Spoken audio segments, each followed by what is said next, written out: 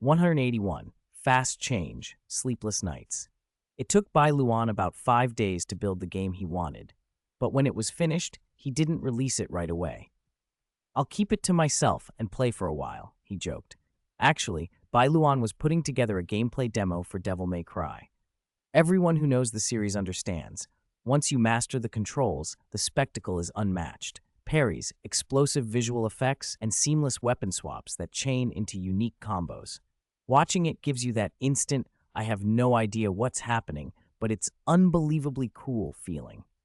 He even added a flair to the dodge. "Do you like my back-facing dodge that ends with a close-up hair flick?" With the right skill, you can even finish a boss with full health. Experience shows that no amount of polished promotional polish beats a compilation of a master player's highlights. That's what draws fans of the genre. It's far more effective than any glossy trailer. The promo for Mita was simpler. Misa's little tune and the opening animation. Bai Luan spent a bit more time producing a skill showcase video and then paired it with the infamous bizarre CG. 15 June PM, 044. "Hey Virgil, it's your day to open the portal. Give me the Yamato. If you want it, you'll have to take it. You know the rules." I knew you'd say that. That meaningless drumbeat. It should be part of every Devil May Cry player's DNA. Once people in the Honkai Star Rail community accepted it, he swapped modules to put Virgil on absurd chairs or gave Dante ridiculous weapons, like that iconic white plastic subway seat. Who doesn't love a promo that's both mimetic and cool? Bai Luan showed off Devil May Cry's flashy combat alongside its absurd moments. As one of the few games he released a promo for, it naturally sparked a big conversation. I don't understand it, but I'm insanely impressed. Forget everything else. Just that dodge animation makes me want to play. Cool never goes out of style.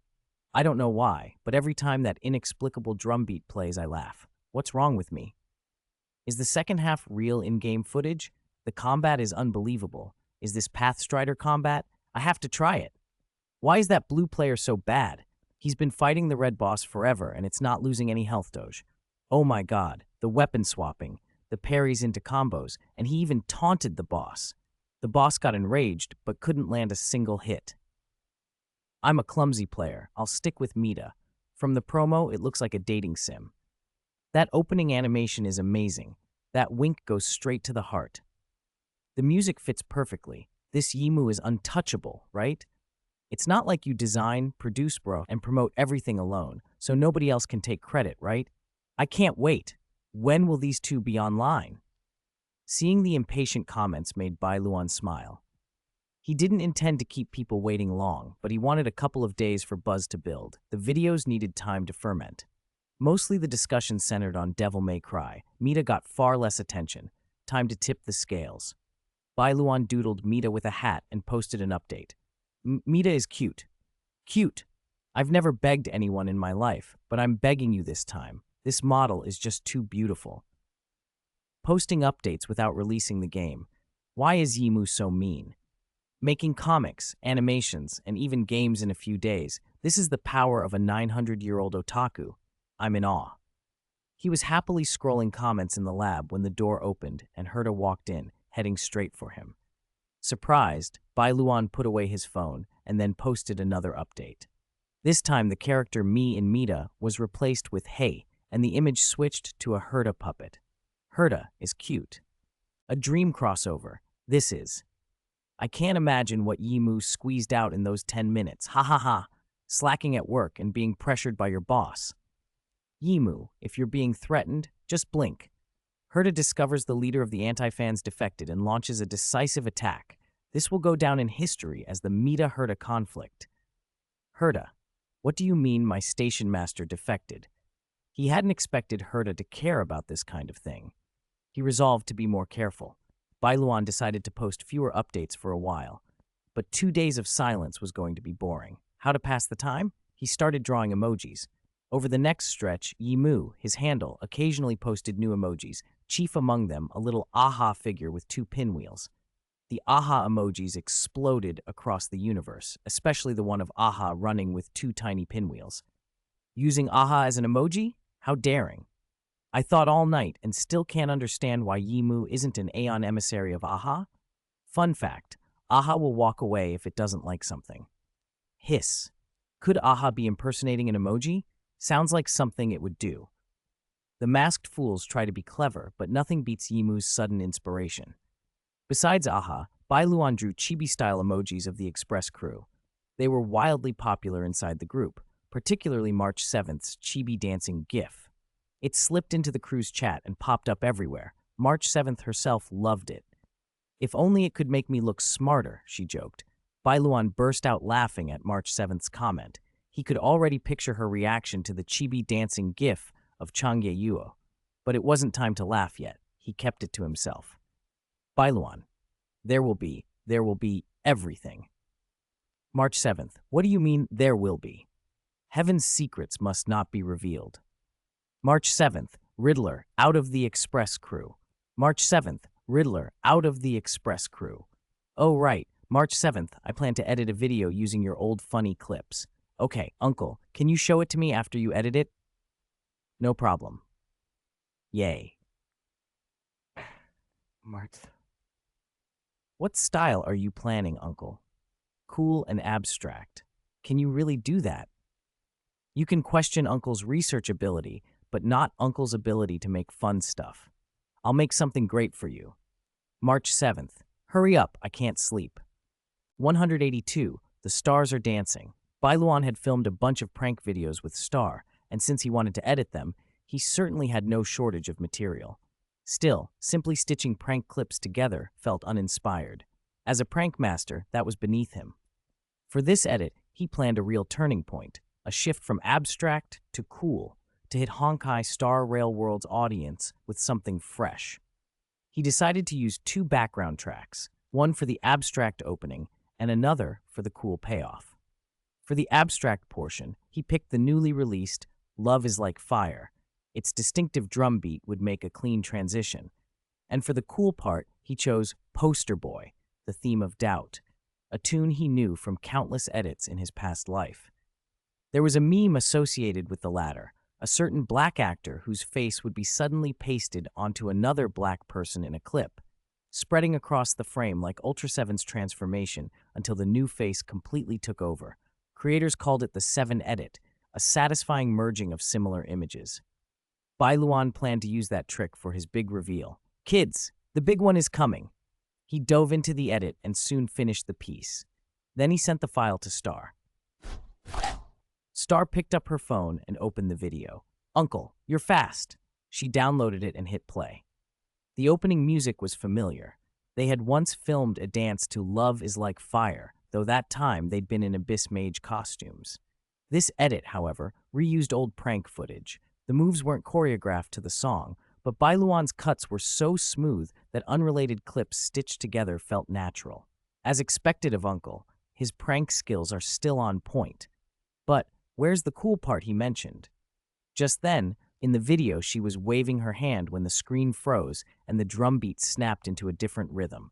The waving hand became a long blade. As the beat tightened, the original Star in the prank footage began to be overtaken by another version, Star in that black military-style princess outfit. The music drove a series of close-ups of the dark-clad princess looking effortlessly cool. The clip ended on a slick pose. Is this how you do a transition, Uncle? Who'd have thought of this? Bai Luan's text read in the way that sounded both proud and smug. Super long wind-up plus 0 frame start, explosive finishing move. Who can defend against that? Star watched it again and again. The first viewing had been a surprise. The repeats were anticipation for the turn. After a few runs, she sent enthusiastic feedback. Uncle, cool, so cool. I can't wait to see how people react to this. Bai Luan relaxed. If Star liked it, it should be fine to upload. He pondered a title. Star is Dancing, he decided. It references the dialogue, introduces the protagonist, and describes the content. He grinned. 3 meanings in one phrase. Sometimes I really have to admit I'm a genius. Satisfied, he uploaded the video. Newcomers were confused by the title, but longtime fans were already laughing at the pun. The cleverness lay in Star being a homophone for the Chinese word for heart, Xin, so the title worked on several levels. The comments flooded in. Don't explain cold jokes, you'll only make them colder. The opening prank reused old footage, but who expected that huge surprise at the end? The fast rhythm and the visuals hit hard. Awesome. Watching again. Cool. Nameless. Cool. How is it both abstract and cool? I'm emotionally conflicted. Damn you, Yimu, manipulating my feelings from behind the edit.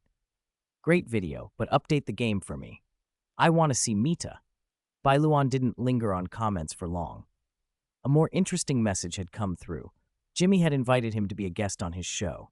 Back when Bai Luan had made Cyberpunk, he'd asked Jimmy to record a guest voice to get the audio right, and they'd exchanged contacts then. The big event was only a few days away. He could head to Penacony to check in, and Jimmy's interview gave him the perfect reason to stop by on the way. Perfect timing, he muttered. Did Jimmy see my recent high-output updates and assume I'm free? He replied that he could make it. Jimmy sent coordinates and a message. Great, I'll be waiting. The show's ratings are going to explode to have a genius guest. Bai Luan put his phone away and went to tell Heita before he left. Miss Heita, I'm heading out for a bit. You're going out again? You've been leaving more often lately. I have a feeling interesting things will happen soon. I want to join in.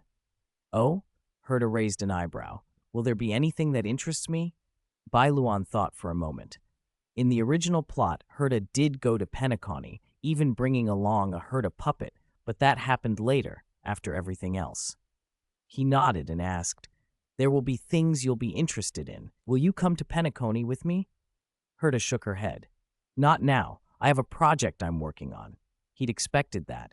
In the original timeline, she hadn't gone to Penacony right away either. After a beat, she added, mindful of their past. You go first. When I'm done, I'll come to Penacony to find you. Then I'll have to find some really fun places in Penacony, Bai Luan said. If Miss Heita gets bored, that would be my dereliction of duty. With you around, I don't think she'll be bored, Heita replied. Got it. See you in Penacony. 183. You can't pass the second level, even if you come. After greeting Heita, Bai Luan quickly bought a ticket using the coordinates Jimmy had sent. Calculating the schedule, this round trip would get him to Penacony just a few days before the grand event. Before boarding, he also uploaded 2 games. Everything was arranged down to the minute. Calling him a master of time management wasn't an exaggeration. Soon he boarded and left the space station. He wouldn't be back for a while. No sooner had Bai Luan departed than Lars began leading his team to examine the curio where Bai Luan had hidden the DLC. Lars immediately sensed something was off. The curio seemed to be concealing something. After 2 days of analysis and decryption, they found the location of a seal. This must be an Easter egg the station master left for the staff. There has to be a reward if we can crack it, Lars said excitedly, and he had his team get to work. Days passed without progress. Lars gradually had to accept a hard truth. He alone wasn't lucky enough for this. If he didn't escalate it, no one would be able to unlock it. He sought out his former superior, now colleague, Olive, and showed her what they'd found. She was surprised. You found this, and you're actually willing to share it with me? She asked. My team can't open it, and I know you better than anyone, so you came first. Serves you right for slacking off all the time, Olive said with a smug, I told you so expression. Lars scoffed, arms crossed, and watched as Olive's team fiddled with the seal.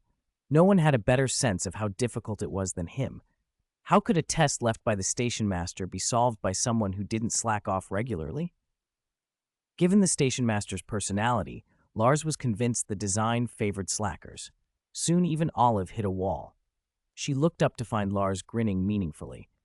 Don't laugh. Even if you don't slack off, you wouldn't pass the second stage either. Olive lightly jabbed him with her fist. So what now? Keep asking for help. I thought the station master would go easy on us, but this seal is tighter than I expected. They kept escalating. More authoritative staff came, and one by one, they all stood baffled before the curio. It couldn't be solved. Finally, with no other options, they reported it to Asta. Asta read the report. A curio left by the station master, a test for the staff, sealed with something hidden inside. She frowned, puzzling over Bai Luan's likely intention, then shrugged and smiled as though giving up trying to guess. This was Heita's domain. The station master's affairs should interest her. Asta happily sent the report up to Miss Heita. From the moment Lars found the seal to the report, reaching Heita took about a week, during which Bai Luan was already in Penacony. Rewind to when Bai Luan boarded the ship. The coordinates Jimmy had given weren't close to Heita space station, and the faster the ship, the more credit points it consumed. After haggling over price and schedule, Bai Luan took his seat and let the ship carry him to the coordinates. Travel time was prime time for him to slack off. He opened his phone. Alpha had sent several messages about 10 minutes earlier. Alpha, Mr. Bai Luan, you are truly a genius. Alpha, following your method, the Carlton people have made significant progress. If they keep this up, one day I'll be able to leave with peace of mind. Bai Luan raised an eyebrow and typed back. I was just talking things over. Sorry, didn't see the messages. Congratulations. How far have the Carlton people progressed? They can even decide what to eat tonight. Bai Luan was taken aback. He hadn't expected the Carlton residents to progress that quickly, able to independently solve problems that had stymied people for years. Carlton was thriving. Not bad. How are you holding up, Alpha? I now occasionally self-deactivate, citing increased malfunction severity to rest. There was some chaos when I wasn't present, but they found ways to cope or adapt. Alpha, I was too arrogant before. The people I wanted to protect weren't as fragile as I thought. It's not easy to realize that. How do you feel after resting? Quite happy. Alpha's emoji made Bai Luan laugh. The laugh was small, but it was mostly relief. Emotion was returning. Alpha had been numb from exhaustion. Even the most emotional beings become indifferent when constantly drained. If everyone were indifferent, the world would be bleak. Rest mattered, for oneself and for everyone. After a short chat, Bai Luan opened a short video app to pass the time. Before long, the ship reached its destination, and he met Jimmy, the synesthesia beacon, allowing seamless communication. Esteemed Mr. Bai Luan, thank you for taking time out of your busy schedule to participate in this recording, Jimmy said. It's not like I'm busy. I've been pretty free lately. Let's skip the small talk and get to work, Bai Luan replied. As expected of Miss Heita's genius assistant, very pragmatic, the recording is simple, an interview. Jimmy handed him a form with a pile of questions. These are the questions I'll ask you on the show, Mr. Bai Luan. Take a look, and if anything's off, tell me and I'll change it. Bai Luan glanced at it, then tossed it aside. Jimmy went pale. Geniuses were notoriously hard to please. Tossing the form must mean something offended him. All right, don't look at that. You'd only get annoyed if I change too much. Ask whatever you want. I'll refuse to answer inappropriate questions. Consider it the caprices of a genius. Is that allowed? Of course, Bai Luan said. I thought you were putting on an act for your viewers. What do you mean putting on an act? Those were genuine feelings. I take content creation seriously. I'm committed to making great content for the universe. Jimmy was momentarily speechless. Let's get back to the program. Yes, business. Do we need to rehearse? How could I dare rehearse with a genius? Just improvise. Improvise? Bai Luan smiled. Then you'll have to keep up with my antics. Are you saying you'll help me create some show effects? You could say that. Jimmy's eyes lit up. What a divine guest. Could he invite Bai Luan more often? Oh, by the way, I have a good idea for your entrance.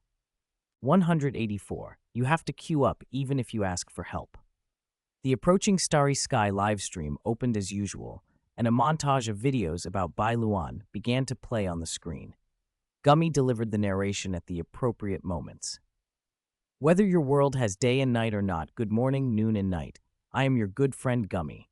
Welcome to this episode of Approaching Starry Sky. The protagonist of today's show, I believe we all know him, Miss Heita's assistant, the builder and former acting station master of Heita Space Station, Genius Society member 85, game designer BL, musician plagiarist, and entertainment master, Yimu, Few. Gummy ran through the list in one breath and let out a long sigh of relief. He was nearly out of air. I know some of you might think there isn't room for so many identities, but in truth, they all belong to one person, this episode's guest, Bai Luan. The scene cut to the studio, the approaching Starry Sky logo glowing behind the sofa. The guest's seat was empty. As Gummy finished speaking, an anywhere door appeared on the stage in front of the sofa. It opened a moment later, and Bai Luan stepped out. He calmly closed the door behind him, then looked at the camera. "Good morning, everyone." As he greeted the viewers, the anywhere door gradually faded away. After the simple hello, Bai Luan sank back onto the sofa. "As expected of a genius, his entrance is unique," Gummy said. "Just a little magic trick," Bai Luan replied, switching suddenly from exaggerated enthusiasm to deadpan calm.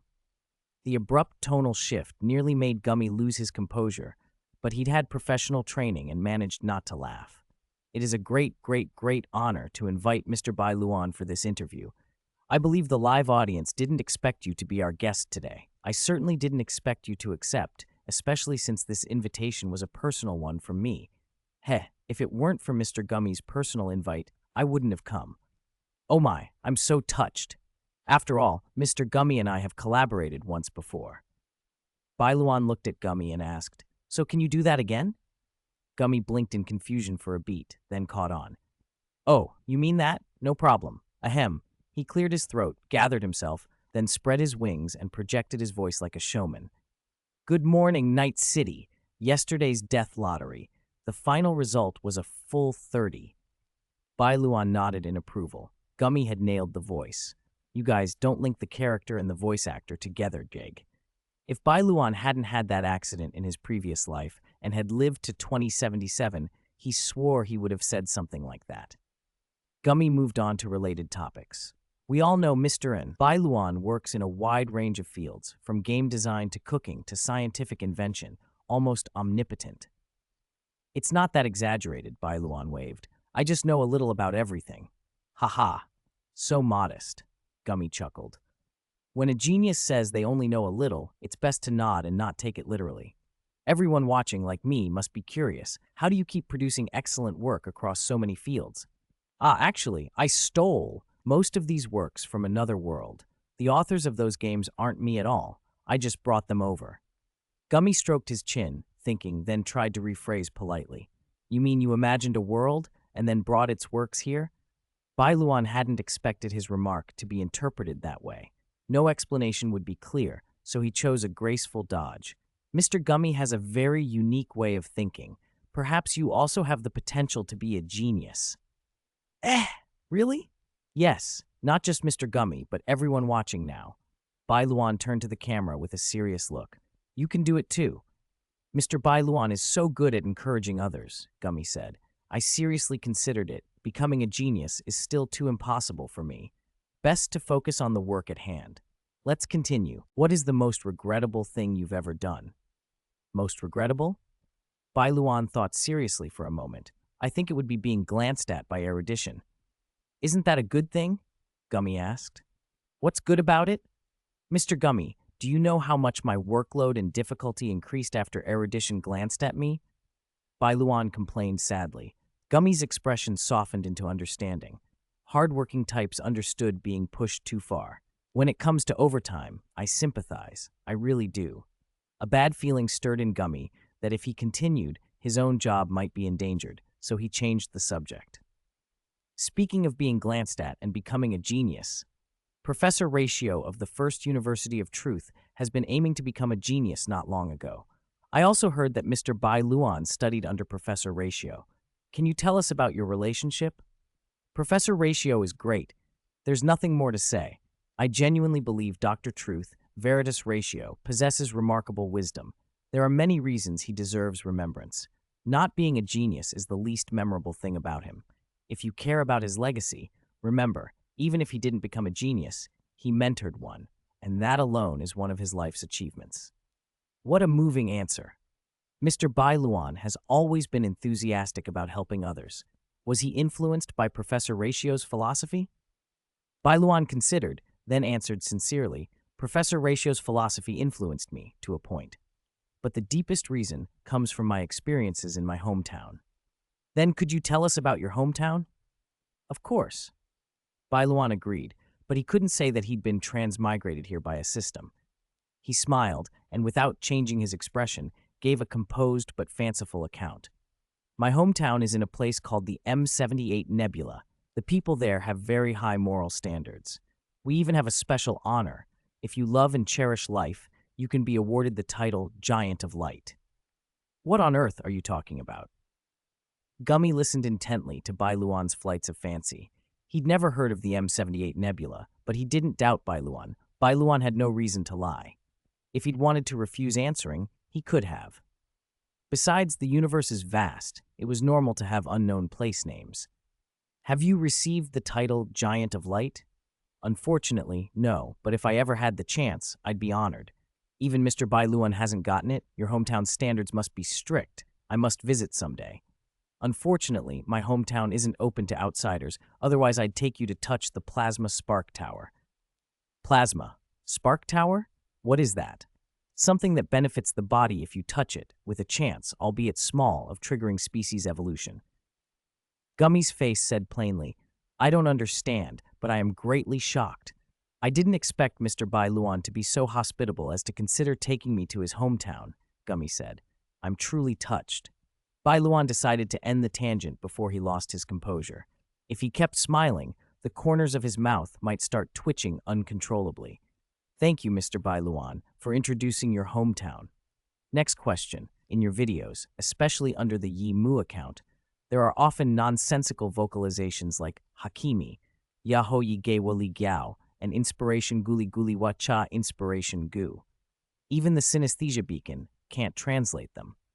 What do those mean? Gummy's professionalism showed. When he recited the strange sounds, he didn't read them flatly. He recreated the exact tones from Yimu's videos with emotion. Bai Luan didn't know how many viewers were watching, but he knew that under his influence, there would be many. Each time Gummy made one of those odd noises, the corner of Bai Luan's mouth twitched upward a little more. He was holding his laughter like a man straining at a weight. No, Gummy, please, stop making weird noises in public. Even begging has to queue up. Why make a pun now? Speaking of Gummy making strange noises, does that count as a real Hakimi? Bai Luan finally burst out laughing, and through the laugh, he felt relief wash over him. Now, inviting anything home would be pointless. 185. Are you in a hurry now? It's too late. Thanks to a certain system, Bai Luan now had to explain away his inexplicable laughter. Damn it. Why does this world force me to laugh in situations like this? It's no different from a professor walking into a university lecture and saying, goo goo gaga. Who could keep a straight face at that? Anyone who didn't laugh would probably be diagnosed with depression. No, I have to make everyone understand what I just experienced.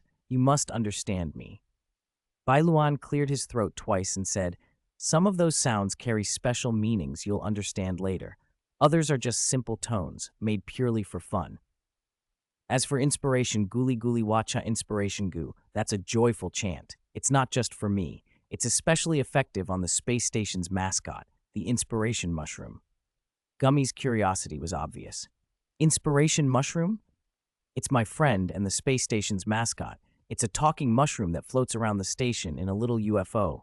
It has a very high status up there. If I had to give an example, Bai Luan stroked his chin and considered, then offered, the space station needs its own pom-pom. Oh, Gummy understood at once. Got it.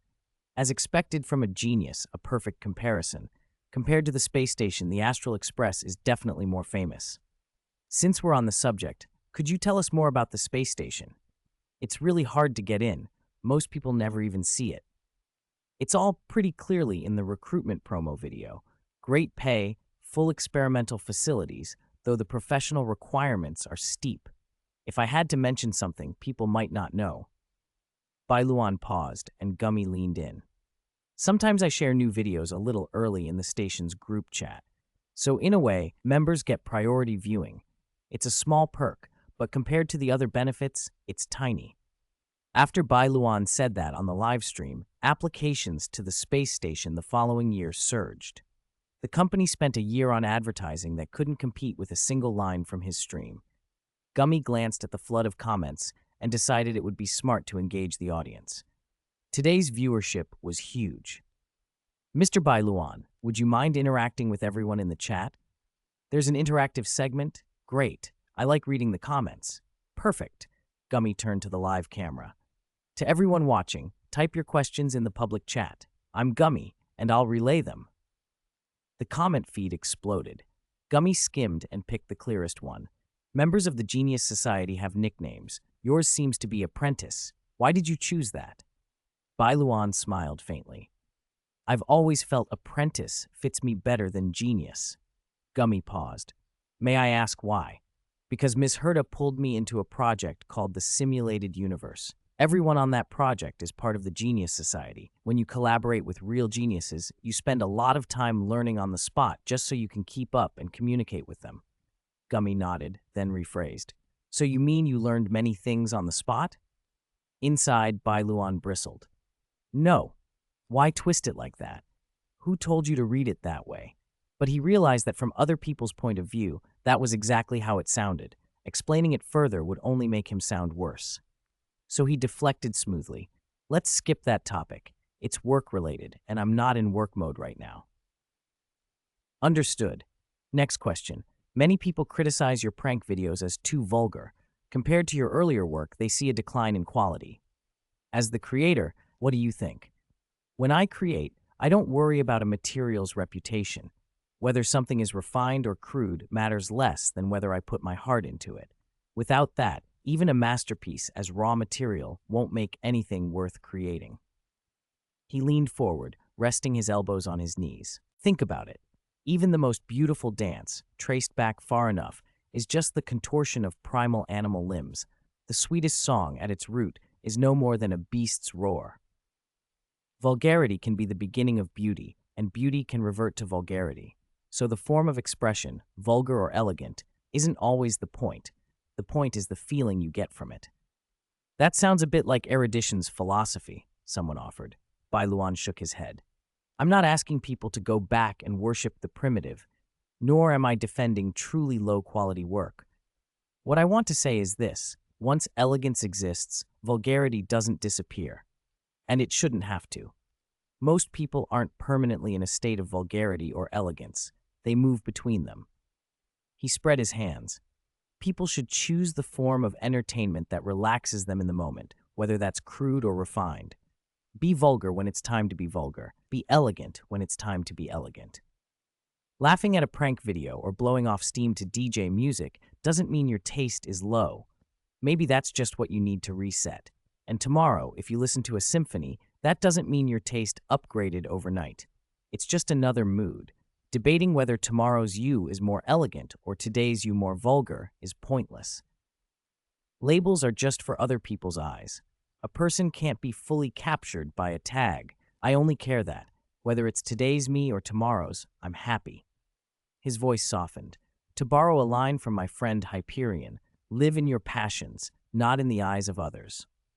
If something truly brings you joy, don't worry whether the world calls it elegant or vulgar. Feel it.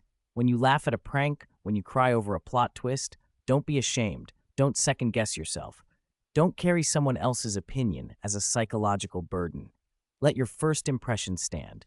The judgments others speak are theirs. What you feel is yours. Your laughter and your tears are proof that you're alive. Aha, listening nearby, didn't hesitate. He flashed over to erudition and started whispering, trying to persuade it to expel Bai Luan from the Genius Society so Aha could claim him as a Joy Aeon emissary. Erudition ignored him completely. Don't come near me. You chose this yourself. Panicking now? Too late.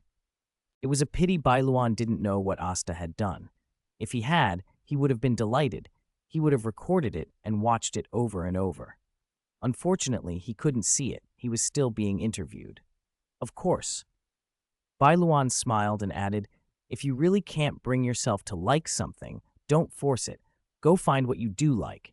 If the whole world seems full of things you dislike, find a way to create things you do like. What if I don't have that ability? I lean toward, if you're bad, practice more. If you can't do that, then you just have to endure. Then why do you keep making those prank videos? Logically, that doesn't seem like something a genius would do. It's fun. Jimmy blinked, incredulous. Is that it? No deeper reason? No lofty motivation? Come on, working every day is exhausting. In my free time, I take up little hobbies. Do I really have to spend my leisure worrying, what's the meaning of me doing this? That would be ridiculous. Bai Luan spread his small hands. My free time is precious. I'm not going to waste it on boring things. Mr. Bai Luan's view is truly carefree. Jimmy said, half admiring, half amused. Absolutely. Okay, next question.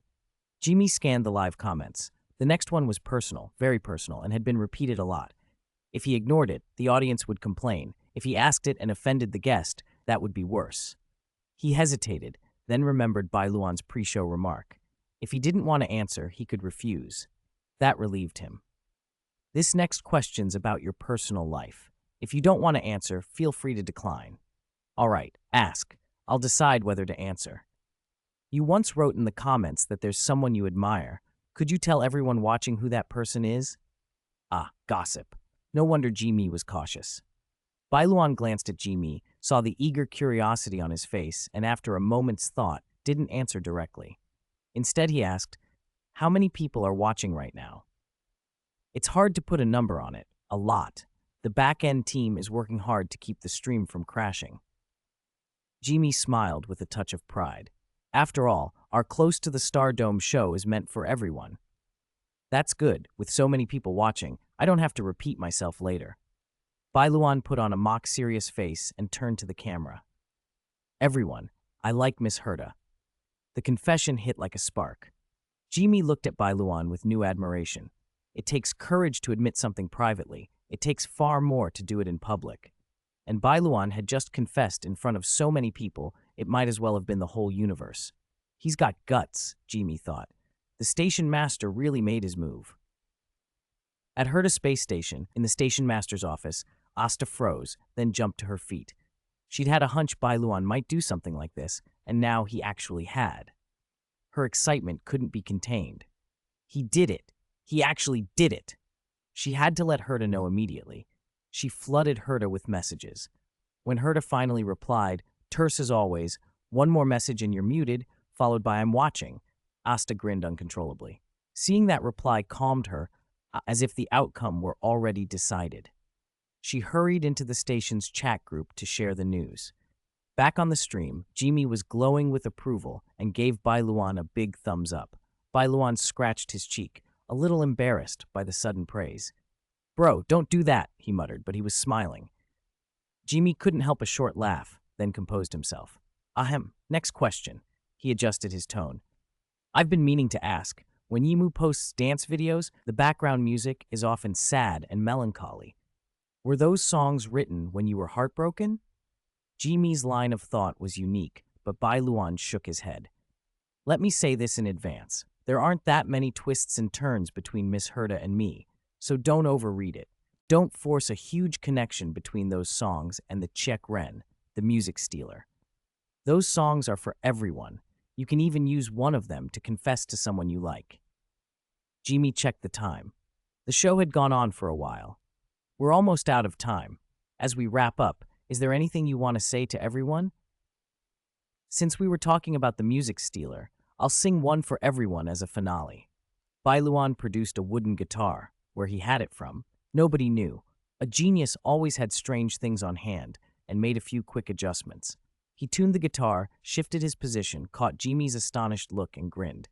"Ta-da! Magic trick," he said playfully. Jimmy laughed outright. When his laughter died down, Bai Luan began to play. To meet in a sea of billions, and yet be understood, how rare that is. You know my stubbornness, I know your temper. Two hearts drawing nearer. I can't wait to explain my feelings, afraid of losing the thrill of falling in love with you. How lucky, in the best years, to meet you without regrets or sorrow. For a few minutes, the stream fell into a hush, everyone listening, the chat exploding with comments. It's the deeply affectionate Yi Mu version. Magnificent. My ears exist for this. He's been confessing the whole time. I can't take it. I'm buying a guitar too.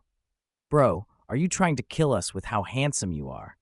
When the song ended, Bai Luan glanced at the flood of messages and smiled. Songs tell stories, and life is woven from those stories. May your lives be as happy as this song. Bye. See you in the next video. With a final waving smile from Bai Luan, the live interview ended. Wonderton, how difficult can it be? The live broadcast cut and the stream ended. Jimmy let out a long breath and stretched. That went perfectly. Thankfully, nothing went wrong. Bai Luan put the acoustic guitar away. Yeah, it was fun. Thanks to you, Mr. Bai Luan, our viewer count smashed a record. It'll be hard to top this. Jimmy was about to go on when Bai Luan put up a hand. His phone had buzzed. Normally, he hated replying mid-conversation. It felt rude.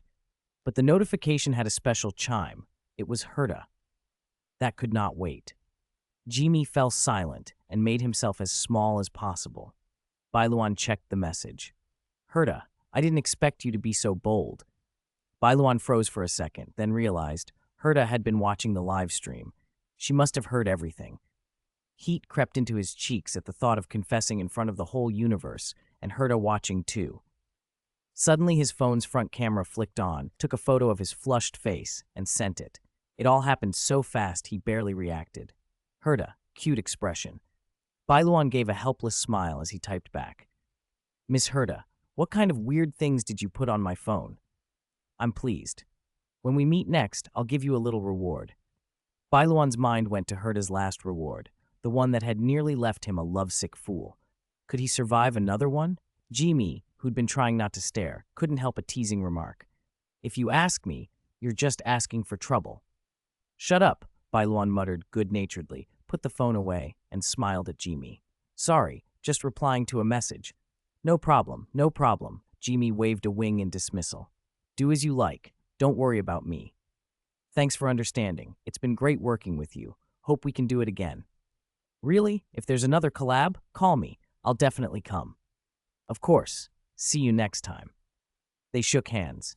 Jimmy's wing meeting Bai Luan's hand, and Bai Luan left the studio. Backstage, the crew were sprawled across chairs, utterly exhausted. To keep the live stream from crashing, they had pushed themselves to the limit. They looked like soldiers after a battle. Bai Luan couldn't resist taking a photo. After a friendly negotiation, he would get to post the picture if he let them have a selfie with him. The crew grinned for the camera. Bai Luan captioned the post. If you're stressed, take a look at the Into the Star Rail backstage crew. They just survived a viewer count that spanned the whole universe. The post blew up, mostly with gratitude for the crew. The people in the photo started posting their selfies with Bai Luan in the comments, each happier than the last. Yimu barely moved and cured their fatigue. What a miraculous doctor. No, look how different their faces are now. They definitely don't look like they just pulled an all-nighter. You're smiling even more than Yimu in that selfie. Bai Luan smiled as he boarded the spaceship. The broadcast had been short enough that the ship hadn't bothered to leave. It was parked, waiting. He'd flown this route so many times and been so generous the service had already flagged him as a VIP. Ever since his alternate identity came out and he was confirmed as a member of the Genius Society, his status had been upgraded again to some ridiculously long VIP tier he couldn't remember the full name of. He felt like with that badge he could throw the pilot out and fly back to the space station himself. Open the cabin mid-flight for fresh air? They'd still ask if you needed a spacesuit, he mused. Money's charms, he shrugged, and settled into a chair to scroll through videos. He hadn't been watching long when another message popped up, this time from Silver Wolf. You're targeting me in the new game. How so? Why did you write that anti-cheat so well? Even I can't break it. Isn't that aimed at me? It's a meta horror game. If you cheat, you remove the horror. What's the point of a horror game without fear? To beat up out-of-control automatons. Bai Luan blinked. If you want combat thrills, play Devil May Cry. Silver Wolf. You're surrounded by path users who fling their powers everywhere when they fight. Wouldn't you want a game like that? I'm tired of it. Still, you shouldn't like meta, right? I'm just curious. I want to see the kind of out-of-control automatons you, automaton succubus, made. Bai Luan grinned. If you play, you'll have to suffer. Then I won't play. Bai Luan raised an eyebrow. Trying to chicken out. He teased himself, mentally flubbing a grand fighting move, lightning whirlwind slash, before clearing his throat. How about this? He typed. Play seriously, no cheating, and if you finish the game, I'll do something you'll really want to see. Deal? Silver Wolf scoffed, but he could see the wheels turning. Silver Wolf. What could you possibly do that would interest me? She started to type, You underestimate Silver Wolf, but Bai Luan beat her to it. Bai Luan, I'm going to animate the story of a legendary character from Cyberpunk 2077. Don't you want to see it? There was a pause. Silver Wolf loved Cyberpunk 2077. The mention quieted her arrogance. She deleted the half-typed sentence. Really? Bai Luan's smile widened. The trap was set. He had planned the animation anyway. Having Silver Wolf care whether it happened was the extra pleasure. He pictured her, used to dominating in real life, suddenly stripped of power and thrown into Mita as an ordinary person, maybe chased by a chainsaw-wielding Mita, screaming. The mental image made him want to laugh. After watching Edgerunners, she'd probably be crying, and from her own perspective, it would be deserved. I promise. But won't it take a long time? Don't worry. I'll be fast this time. Deal. No backing out. If you back out, I'll have Sam do something. Are you sure Firefly would attack me? Silver Wolf clicked her tongue in annoyance. When had she become so helpless against this guy? Never mind. Right now, the only task that mattered was beating Maida without cheating. She was confident. It was just a horror game. How scary could it be? 188. Only old workshops can produce large quantities of materials. After a while, the ship landed in Penacony. As it neared the city, Bai Luan sent Robin a message to say he was about to arrive. She replied that she'd wait for him at the hotel desk. Bai Luan pushed open the doors of the Reverie Hotel and saw Robin standing at the reception with Sunday at her side. He stepped over and bowed slightly. Miss Robin, Mr. Sunday, sorry to have kept you waiting. Robin smiled at him.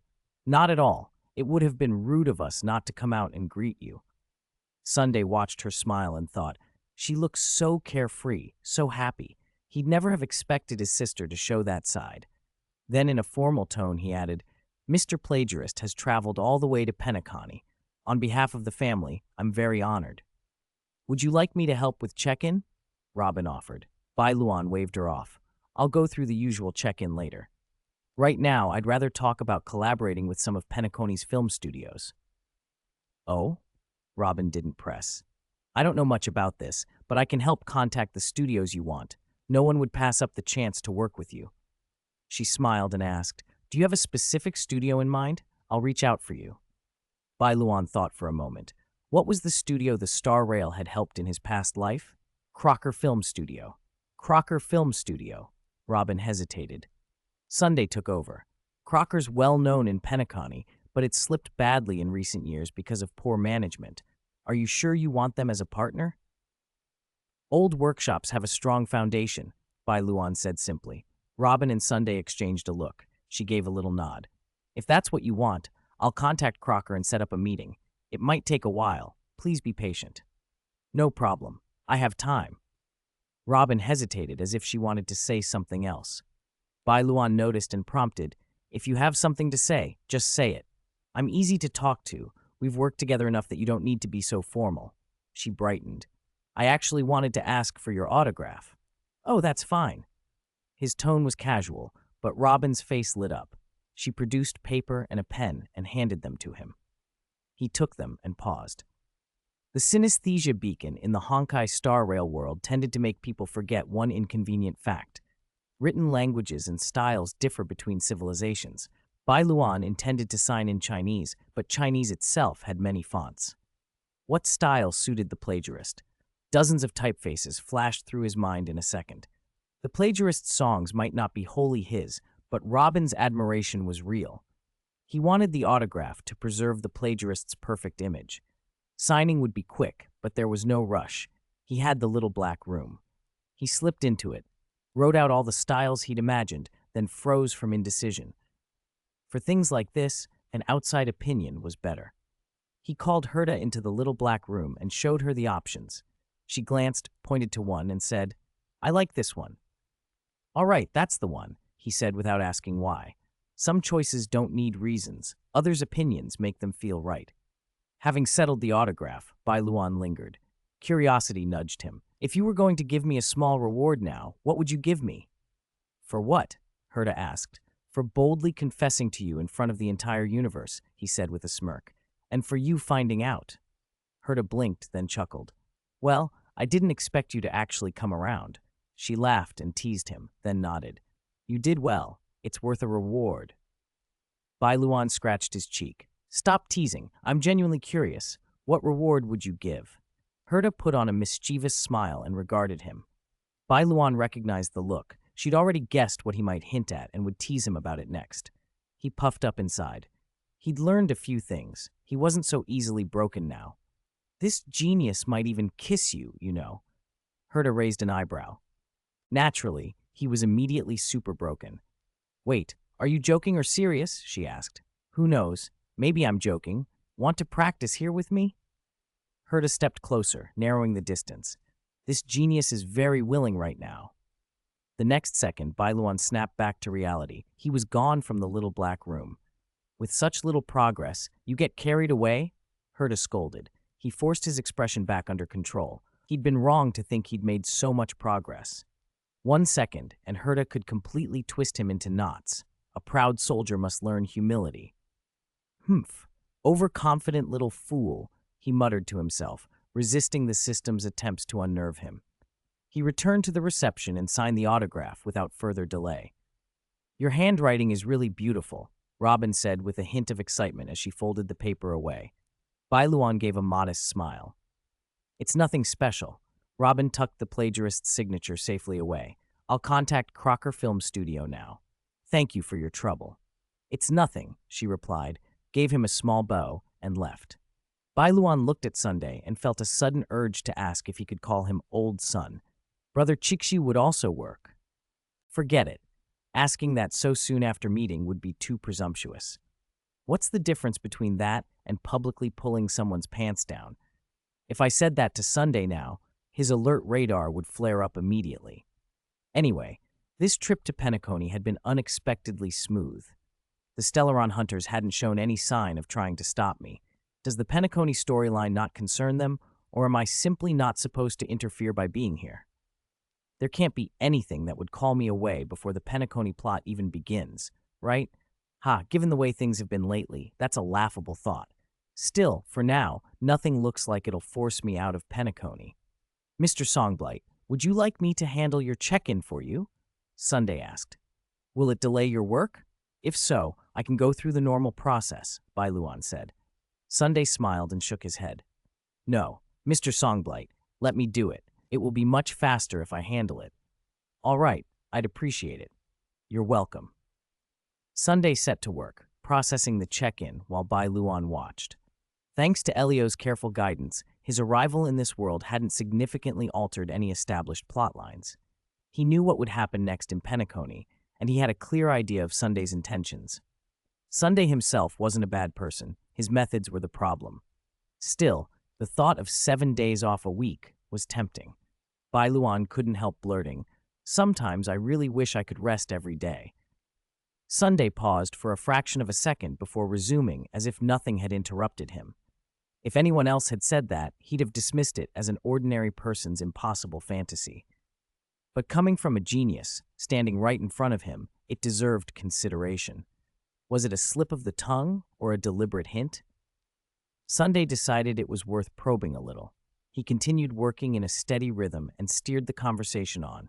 Mr. Bai Luan thinks that kind of lifestyle is ideal? He asked. Who wouldn't like holidays?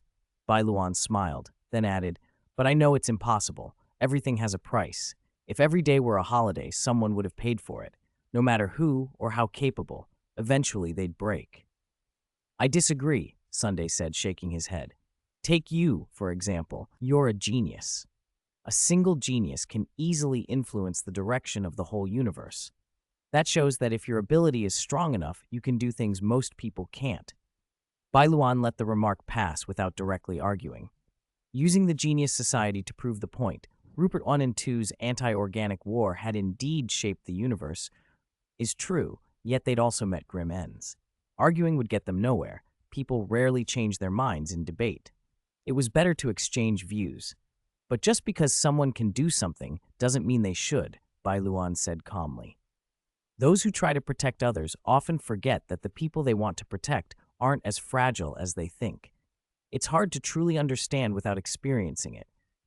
Knowing and understanding are two different things. If you only know and never try, your heart won't be convinced. And if he succeeds, Sunday pressed. Then it proves I was wrong, Bai Luan replied, spreading his hands. Admitting you were wrong won't maim you. People learn through mistakes, although this time I don't think I'll be wrong. So your method is propose a hypothesis, test it, and accept the result no matter what. Sunday summarized. Good summary, Bai Luan said. And when you're conducting experiments, it's best not to be disturbed. On that, we agree. Disturbing someone's experiment is very rude. Sunday finished the last few steps. Mr. Songblight, your check-in is complete. He recited the room number and then offered, shall I call a bellboy to take you to your room? Bai Luan's gaze landed on a familiar figure pushing a luggage cart in the distance. He waved and smiled. No need. You can stay busy. When Robin contacts Klaus Film Industry, have her send me a message. With that, he turned to go. He just caught sight of Misha's back and meant to speak with him. Sunday watched Bai Luan leave, the polite expression on his face slipping into something more guarded. From their brief exchange, Sunday suspected Bai Luan knew more than he let on, but didn't seem to want interference. Geniuses were notoriously hard to read, best to be careful. Misha was hustling along with a cart, empty this time, probably returning from delivering someone else's baggage. Little bellboy, please stop, Bai Luan called. Misha stopped and turned, surprise lighting his face. Are you calling me, sir? Of course. Bai Luan stepped up. Who else would I be calling? Misha scratched the back of his head, a little flustered. I'm always overlooked. You're the first person who's actually greeted me. Hello. My name is Misha. I'm a bellboy at the Reverie Hotel. Always being overlooked. Don't you find that strange? Bai Luan asked. Not at all, Misha said.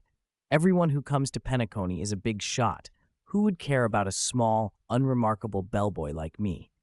It was strange that a bellboy with such striking looks could go unseen so often, Bai Luan thought. Sir, is there anything I can help you with? Misha asked. Bai Luan considered for a moment, then gave him the room number. I can't find my room. Could you take me there? Leave it to me, Misha said, nodding. He checked the map in his head, pushed the cart ahead of Bai Luan, and walked with a bright, easy smile. I'll lead the way for you. Misha pushed the luggage cart, leading Bai Luan down the hotel corridor. As they walked, he asked, Sir, where did you come from before you arrived at the Reverie? Heita Space Station. Heita Space Station. Misha stroked his chin, testing the name against the facts he'd picked up from other guests. When he found the match in his memory, his eyes widened. Then you must be someone extraordinary. From what I've heard, anyone who gets into Heita is very smart. I suppose I am. It must have been hard to get in, right? Bai Luan smiled without answering directly. He hadn't passed an exam to get into the station. Heita had more or less dropped him in.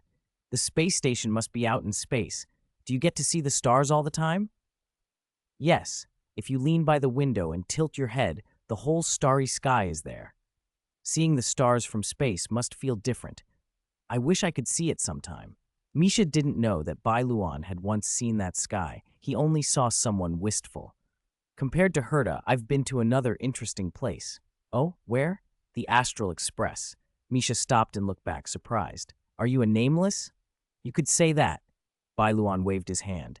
A moment before there had been nothing in his palm. Now a train ticket flickered into being. Misha stared at it with envy, then asked cautiously, can I touch it? Look at it? Of course. Misha took the ticket with both hands, reverent as if holding a relic. He traced the edges with a careful finger. Wow. I'm so jealous. My grandpa talks about that train all the time.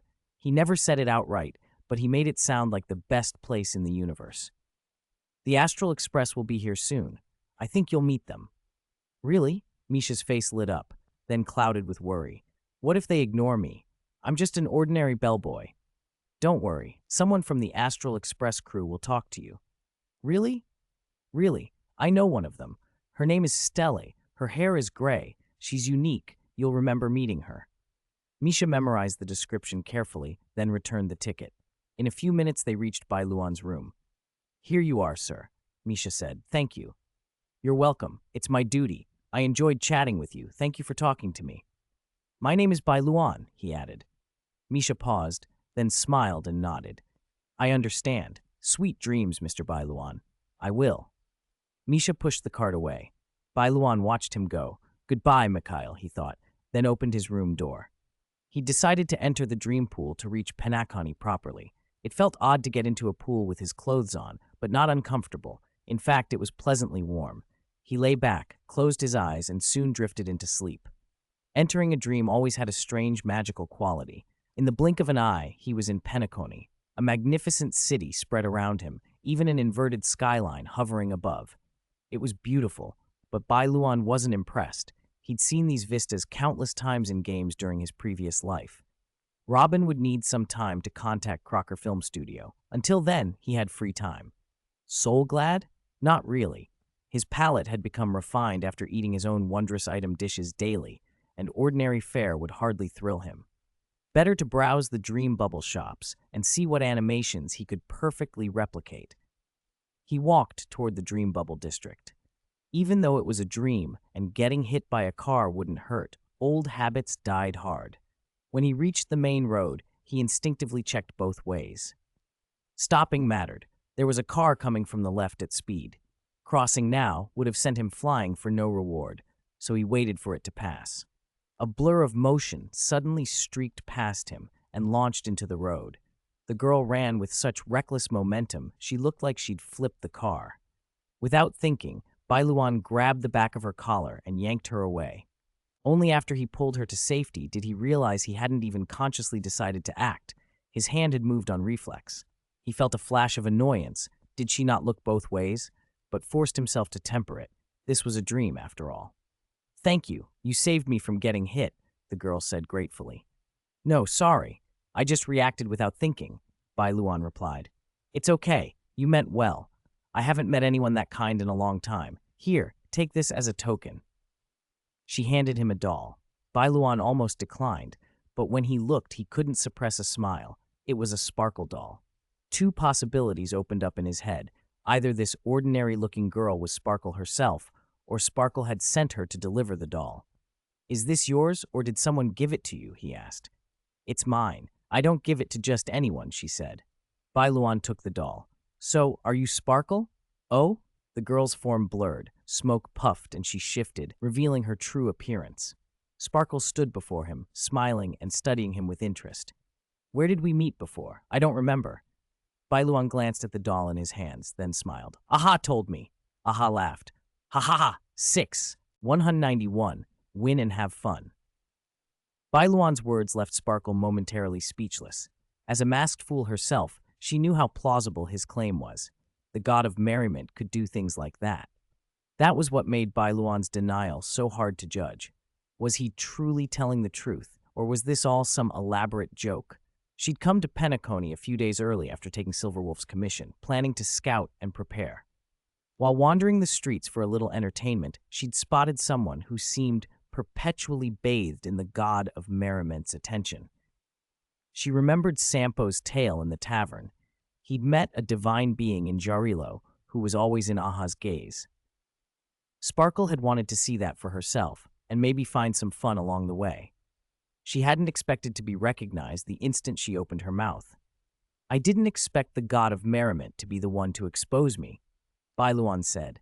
"Guess my being noticed wasn't completely unjustified." "Why would you, for no reason, stand in the middle of the road? There are better ways to attract attention," she shot back. "Oh, concerned for a delicate lady's safety? I didn't peg you as that kind." "No," Bai Luan shook his head. "I was thinking, what if you had damaged someone else's carriage?" Sparkle bristled inwardly. "Does that carriage look more fragile than me?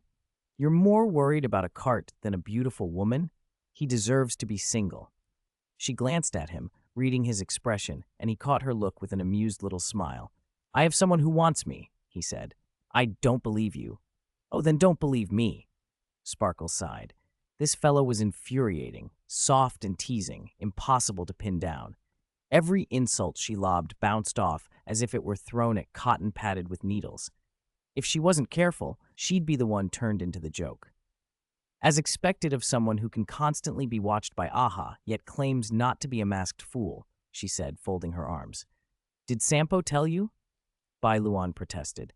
"Honestly, I keep saying it. I'm not a masked fool." Sparkle's smile widened. She leaned in like she was watching him confess. "Someone Aha always watches, but who isn't a masked fool? What would that be?" "Merriment," he said. She was about to argue, but the word was right. Aha watched merriment. That didn't necessarily mean he was a masked fool. No, she couldn't let him trap her with words. Then what about masked fools who are never watched by the god of merriment? She pressed. Greater merriment, Bai Luan replied simply. That sounded logical too. Still, she kept fighting. If greater merriment exists, why doesn't the god of merriment watch them? Once they figure that out themselves, Aha will go and watch them. No one could know Aha so well. She bristled. You can't possibly not be a masked fool. I really am not. Buddy, you can lie to the drunks in the tavern, but don't lie to yourself. Bai Luan looked at her with a helpless sort of amusement. In this world, it seemed, the truth was never believed when he wanted to speak it. Anyway, I'm not a masked fool. Then prove it. Why should I prove anything to someone who doubts me? Shouldn't you prove I am a masked fool? You're constantly watched by the god of merriment. Isn't that proof enough? He snorted. Don't think of Aha as so narrow-minded. If it's merriment, whether a masked fool or not, Aha will watch it. It might even grant a blessing if it wanted. Keep arguing, and maybe it'll bless me. That's impossible, Sparkle sneered. You think Aha's blessings are something you can conjure just by arguing? Those drunks in the tavern argue all the time, yet I've never seen Aha bless them. Fine, if you think so. Bai Luan shrugged, and the air shimmered. A gentle light wrapped around him, a blessing from Aha. Sparkle fell silent. Her face fell with that sinking, disbelieving look you get when a plan goes wrong. Bai Luan sighed. Happy now? Take it back. Aha's voice chimed, light and amused. No, why not? Bai Luan demanded. Aha, I already regret not making you an Aeon emissary of elation. At least you must carry a blessing of elation. I don't want it. Go away. No, you will take it. Bai Luan muttered. Aha, you merry-worded god. Aha laughed. See, you're getting riled again. He sounded delighted, teasing. How can I be stern when you're like this? I told you to take your blessing of elation and be gone. Why drag your feet? Since you twisted erudition's gaze once, I won't forgive you. Never. Aha giggled. Darn it, I really can't do anything about it. Bai Luan gave up arguing with the god and turned his attention back to Sparkle. I didn't think you'd have so many tricks up your sleeve. Naturally, she replied. Give it up. You can't learn it. He smiled wryly. Don't call me amazing. Your thinking I'm amazing holds no appeal. Just admit you're a masked fool. No, I don't even have a mask. How could I be a masked fool? Sparkle's retort died on her tongue when she saw Aha reach out and begin to form something out of light, a mask taking shape around Bai Luan's face. It was crude but unmistakable. The god was making him a mask. Aha's delight was almost audible. Sparkle's heart sank. If Bai Luan accepted that mask, who knew what strings would be attached? Aha might send him as some troublemaker to Heita or worse. Bai Luan's hand shot out and punched the forming mask, sending the light scattering. He glared at Aha and then at Sparkle. I have a mask! I have a mask, all right, he said, exasperated. Begrudgingly, with a roll of his eyes, he admitted the thing he had been denying. Sparkle felt that strange, prickly shock when a situation turned unexpectedly on her. She, who usually dished out the mental jabs, had been on the receiving end. Aha, for his part, crowed softly with that merry satisfaction only a god of revels could have. Aha, winning and extremely merry. Hiss? After smashing the nascent mask with a punch, Bai Luan realized something odd. We're arguing here, but it feels like Aha's the one getting the best of it, doesn't it? Even if the process isn't pleasant, I'll take it if it summons the god of merriment, Sparkle replied. If you're happy, don't drag me into it. Drag! Sparkle's voice shot up. From the start, I've been the one entertained. How dare you say I dragged you into it? Bai Luan glanced at Sparkle, who was on the verge of cracking under her own rant, and said calmly, Didn't you bring it on yourself? That was one of those irrefutable statements. Sparkle fell silent. She didn't feel like arguing anymore. Just then, Bai Luan's phone chimed. He checked it. Robin had already contacted Crocker Film Studio and was ready to pick a meeting location. Bai Luan didn't hesitate. He handed the choice of location over to the other side and then settled in to wait for their reply. Curious, Sparkle leaned in to peek at the screen. Bai Luan subtly shifted to block her view. He didn't really mind if she saw. He simply wanted to watch her squirm. Sparkle's curiosity, her clenched teeth glare at being denied a look. How entertaining. He pretended to stare at his phone, but his attention was on her face. Without Sparkle, he thought, the waiting would be far duller. he'd be reduced to flipping through boring dream bubbles in the dream bubble shop. Crocker didn't make him wait long. They quickly settled on a place, and after Bai Luan got the coordinates, he put his phone away. Well then, Miss Sparkle, it was a pleasure talking. I must be going. Please do. Goodbye. He gave a little wave and turned to leave. He hadn't gone far before Sparkle called. Wait. Bai Luan kept walking. Those who say goodbye do not look back. I haven't asked your name yet. My name is Bai Luan. He didn't turn, only raised his hand in another farewell wave. Farewell. Bai Luan, is it? Sparkle produced a firework detonator button with a mischievous smile. You wouldn't turn back, she thought. Now wait to be blasted in the face by a doll. The image made her snicker. Finally, she'd get a little payback. She was about to press the button without noticing that Bai Luan still had a pocket watch in his hand. He pressed it. Time froze, and a 7-second countdown began. Calmly, Bai Luan walked back, swapped the detonator in Sparkle's hand for a Sparkle doll, slipped the actual detonator into his own, then returned to his original spot. Sparkle's finger moved to press, then stopped. The detonator in her hand was a doll. No, she froze, a bad premonition rising in her chest. She looked up and found Bai Luan already facing her, the real detonator in his hand. He smiled slowly and shook it. What is merriment? Under Sparkle's stare, he leisurely turned away, pressed the button, and casually tossed the used detonator behind him. Boom. A moderate explosion went off, followed by a girl's shriek. Bai Luan chuckled softly. I think this is merriment. The spent button tumbled and came to rest at Sparkle's feet. She stood there, fireworks settling into her hair, and muttered, You said all my lines. She shook the sparks out and sighed, conceding, I learned my lesson. But I can see why you're watched by the god of merriment. The Crocker Film Studio meeting place didn't take long to find. Facing financial strain, they'd chosen a modest coffee shop and sent a representative. Bai Luan spotted him easily. Someone with a clockwork boy head is hard to miss in a cafe. The man sat opposite Bai Luan, mask firmly on. Sorry, I was delayed, Bai Luan said as he sat. The man hesitated, then asked, To avoid any misunderstanding, are you really Yimu? Yes. The genuine article. Robin contacted you. Don't you trust her? We trust Miss Robin. She gave us a detailed introduction. I just didn't expect you to choose us as collaborators. Does liking the Clockwork Boy aesthetic count as a reason? Bai Luan asked, nodding at the mask. The man's Clockwork Boy mask made him look a little ridiculous, Bai Luan thought. If you're here to buy the Clockwork Boy copyright, then we don't need to talk. No, I'm not after the copyright. Bai Luan cast a glance at his costume. Are you really going to keep that mask on for the whole meeting? Yes. The man's tone was firm. This is a belief. I won't compromise. No problem. Bai Luan waved. I just wanted to ask, since you're dressed as a Clockwork Boy, can I call you Clockwork Piers? Sir, my name is Piers. Okay, Piers Clockwork. Silence. Piers' expression behind the mask was a mix of helplessness and resignation. Fine. Clockwork it was. If a deal could pull Crocker back from the brink, it was worth it. Piers' family had tried to buy the Clockwork Boy copyright before. They'd sworn the clockmaker's creation would never be handed over. But if this collaboration could ease the studio's financial pressure, preserve the copyright, and keep Crocker alive, it was a path worth taking. Bai Luan explained his proposal. He wanted to co-produce films with Crocker. The style he envisioned was close to Clockwork Boy, which was why he'd chosen them.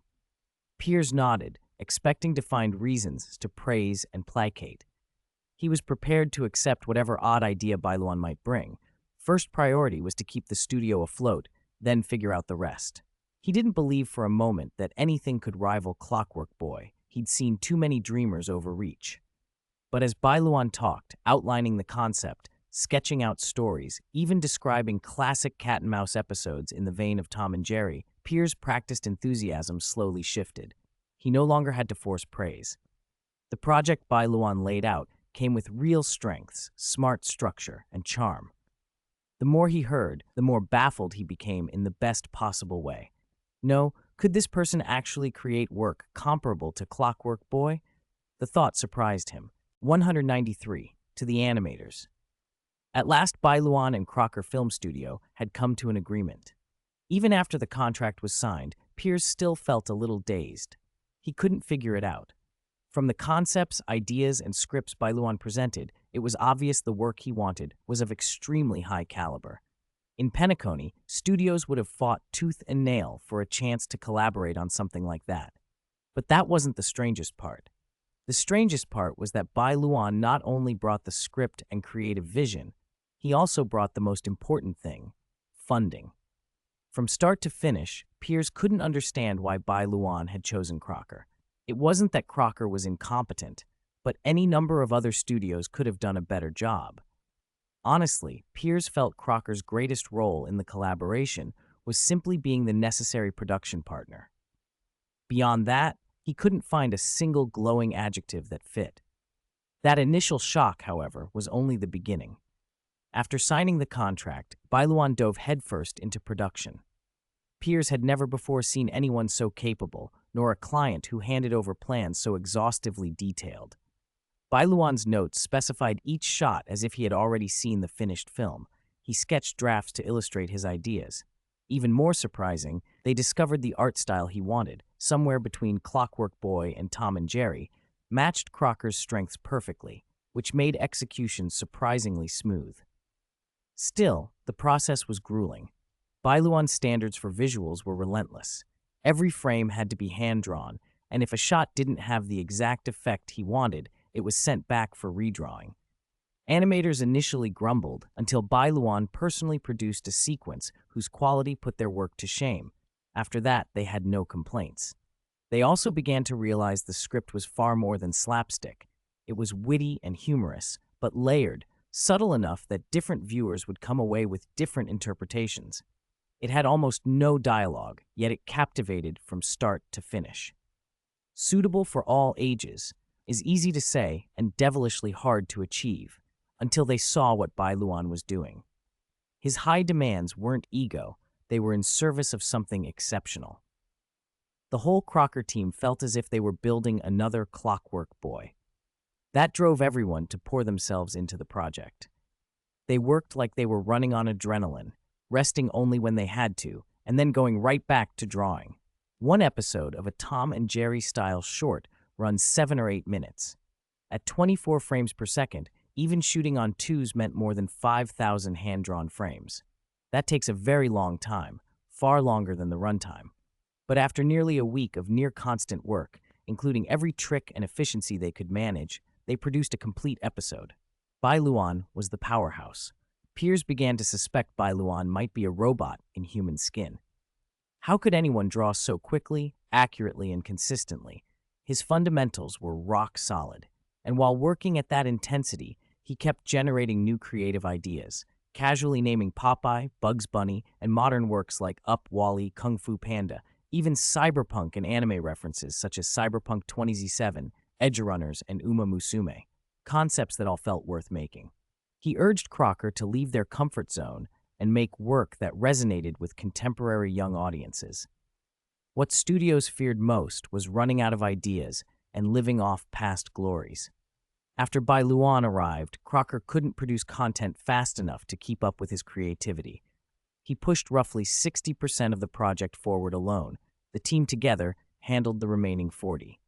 And he didn't stop at the animation. After the sample was finished, Bai Luan suggested something audacious: score the short with a symphony orchestra. A full symphony for an animated short. Peers had never seen that. Magnificent effect, but the cost would skyrocket. Still, Bai Luan brought Robin in and through him an orchestra. He actually did it. Watching all of that, Peers developed a new respect for the label genius. Until then, Bai Luan's brilliance had been just words on a profile. This was something else. For the first time, Peers wondered if the man was even entirely human. Under that kind of dedication, and with everyone working to exhaustion and spending freely, the first episode was finally complete.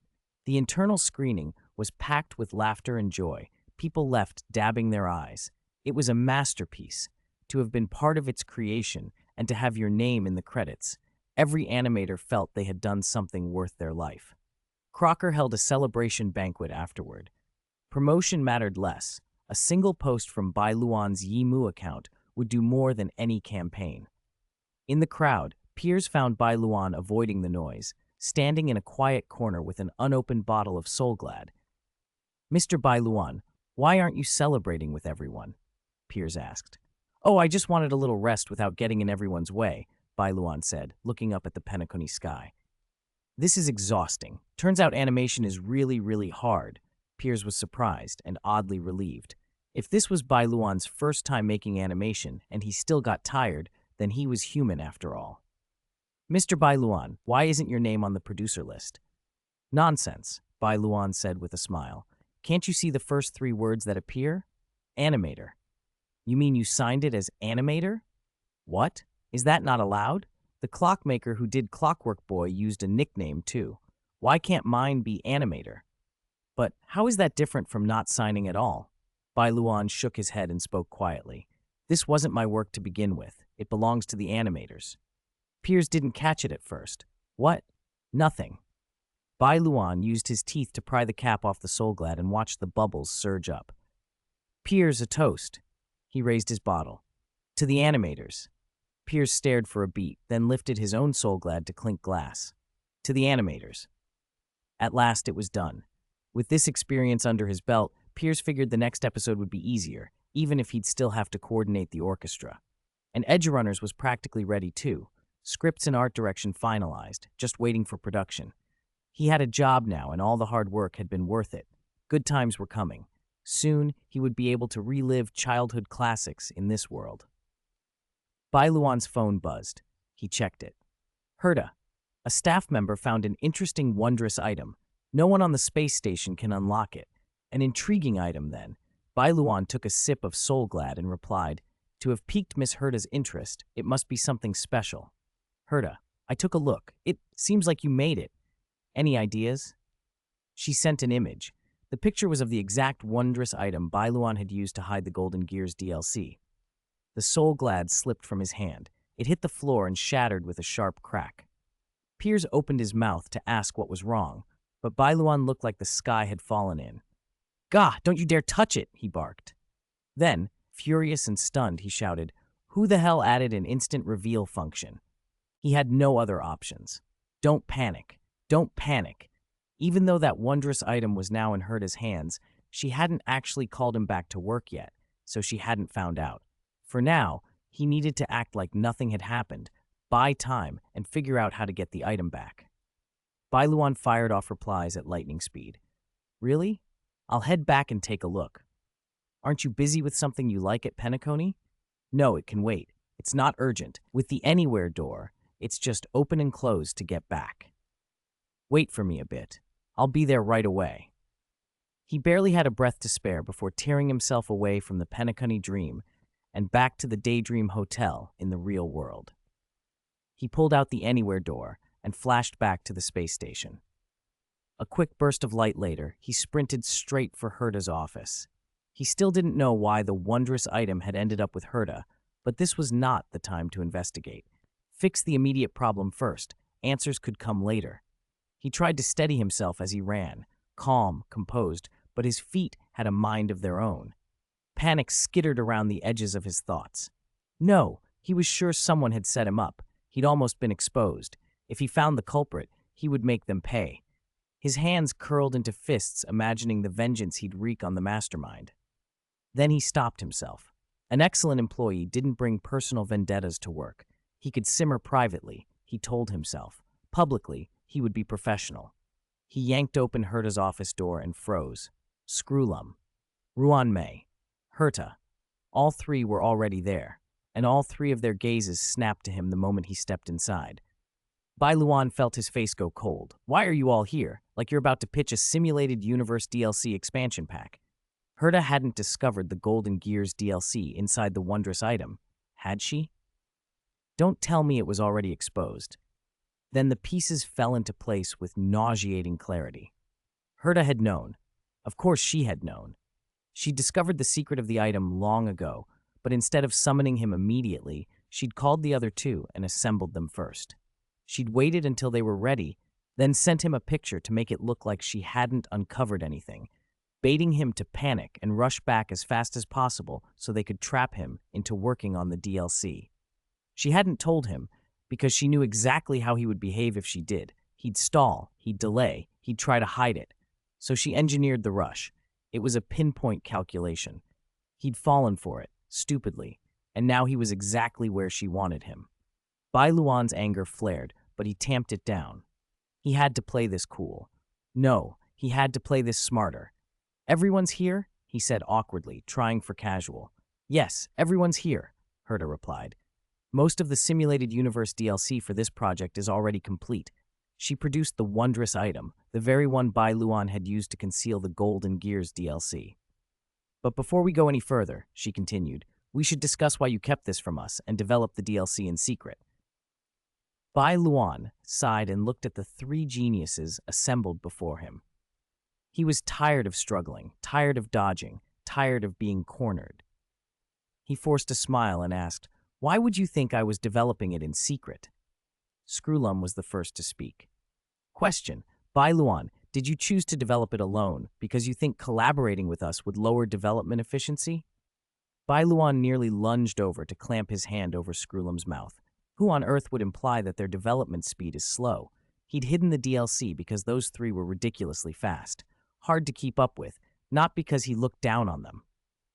He swallowed the retort, forcing out a quick, "No, absolutely not." Heita's eyes glinted with amusement. "Oh, so Mr. Screwlum's guess is wrong?" "Miss Heita?"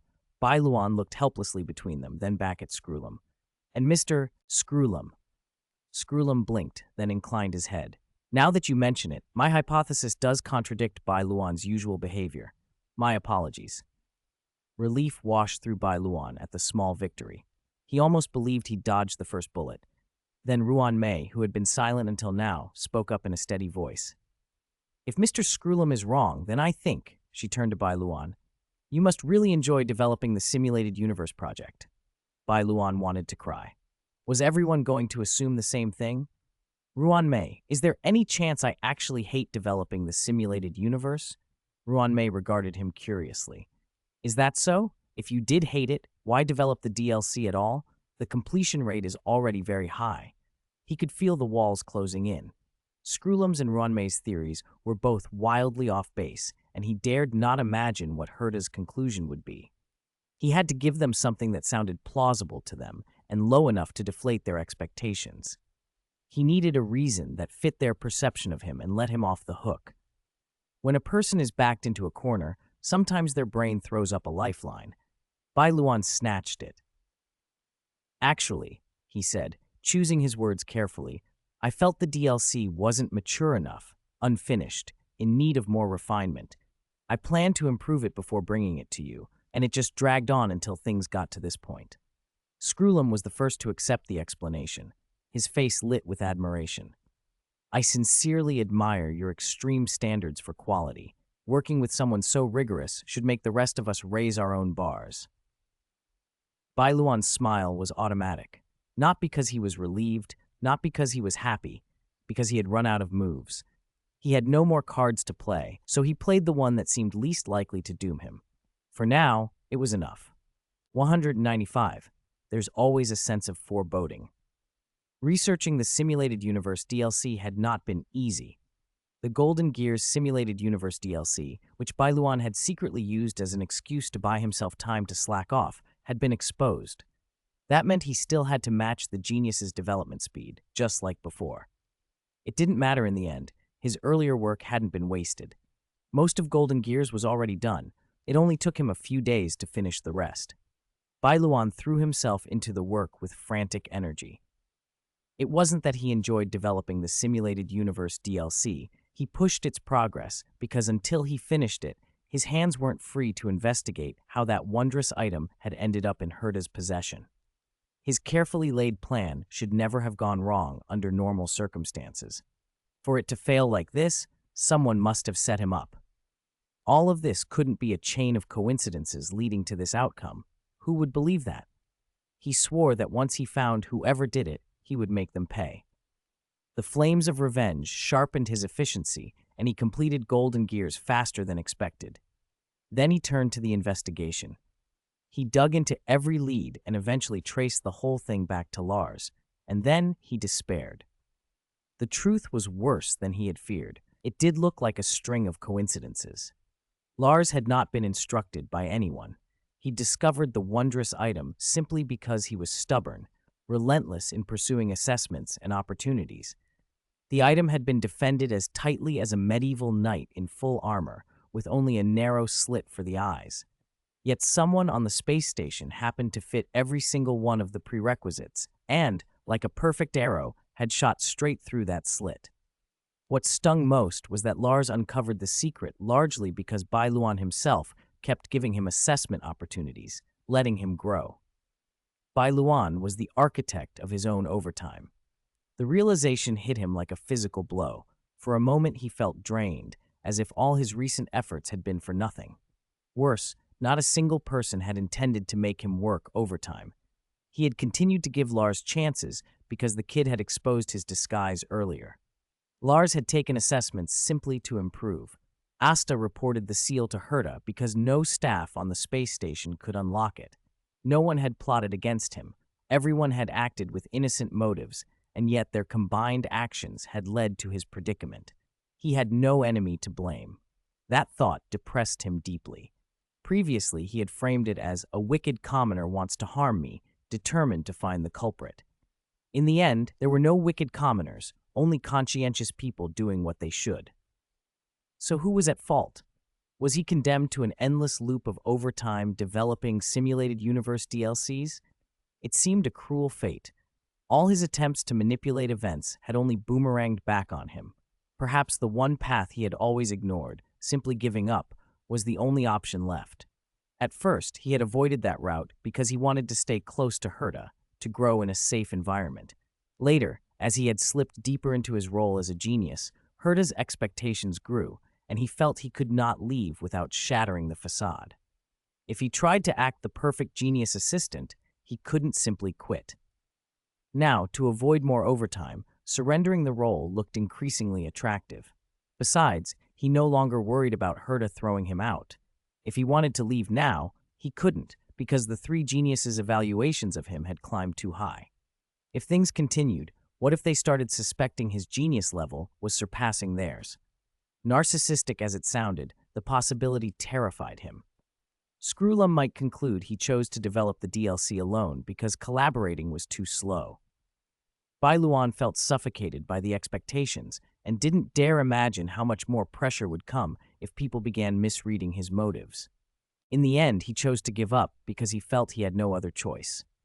No matter what he tried, his past decisions kept hitting him in the present. If surrendering the role was the only way to break the cycle, it was worth trying, even if the chance of success was small. Before he took that step, though, he had one unresolved issue to deal with: Lars. Even if Lars had no intention of causing Bai Luan overtime, his actions had contributed to it. Justice, in Bai Luan's view, demanded a consequence. He admired Lars, his diligence, his perseverance in taking assessments, and the fact that he passed most of them. If you ignored the overtime problem, Lars was an outstanding staff member. So how should Bai Luan deal with someone so promising? Too lenient, and he couldn't swallow his frustration. Too harsh, and Lars wouldn't deserve it. He devised a perfect plan. He would give Lars occasional, brutally difficult research topics that would push him to the edge, then periodically check his progress. He would make the kid experience overloaded learning, the long nights, the grinding focus, the pressure to improve. That way, Lars would understand Bai Luan's pain. If Lars managed to master the topics, he would be rewarded with real growth and become an even greater asset to the space station. It would be punishment and mentorship in one, two birds with one stone. What to teach, how hard to make it, how to keep the intensity high and the challenge relentless. These were problems Bai Luan relished solving. He had vast experience in pushing people to their limits and coaxing out improvement. No one could be more authoritative on that front than he was. He smiled to himself. He had found the right way to pay back his frustrations while doing some real good. Meanwhile, in the station's common area, Lars was trying to persuade Olivia to join the slacking army when he suddenly shivered. Olivia noticed his oddity and asked, "What's wrong?" Lars scratched his head and said, "I don't know why, but I have this ominous feeling, like I'm being watched by countless eyes." 196. Is it really right to slack off? Olivia, Listen, proper rest actually improves efficiency. I heard the animated short the station master recently did with Crocker Film Studio is getting great reviews. Don't you want to watch it? I'll wait until break time. Oh, come on. Why be so strict? It's not busy now, so a quick peek won't hurt. Lars spoke, watching Olivia work with earnest focus. A little slacking isn't the same as slacking off. Olivia looked at him with a hint of exasperation. She couldn't understand how someone who loved to loaf on the job had managed to find the station master's hidden Easter egg among a mountain of wondrous items. Lars had been riding quite a wave at the space station lately. After reporting a wondrous item that none of the staff could decipher to Asta, he'd grabbed Miss Herta's attention. Miss Herta even personally selected a new wondrous item for him to research. In that setting, it was basically overnight success. Olivia admitted she was a little jealous. When she asked Lars how he'd done it, he was happy to share, but his explanation kept turning into a manifesto on how to slack off without guilt. Tricks for enjoying idle moments without affecting an experiment's progress. Olivia thought slacking off inevitably interfered with work, yet Lars had found the item when she hadn't. Facts were facts. Maybe slacking off actually worked? Seeing Lars lounging and smiling, she felt a small tremor of doubt. Just as her resolve wavered, Bai Luan appeared. He immediately caught Lars in the act. Lars went pale. Olivia covered the lower half of her face with her hand, pretending to be deep in thought, but actually stifling a smile. She felt a surge of relief, too.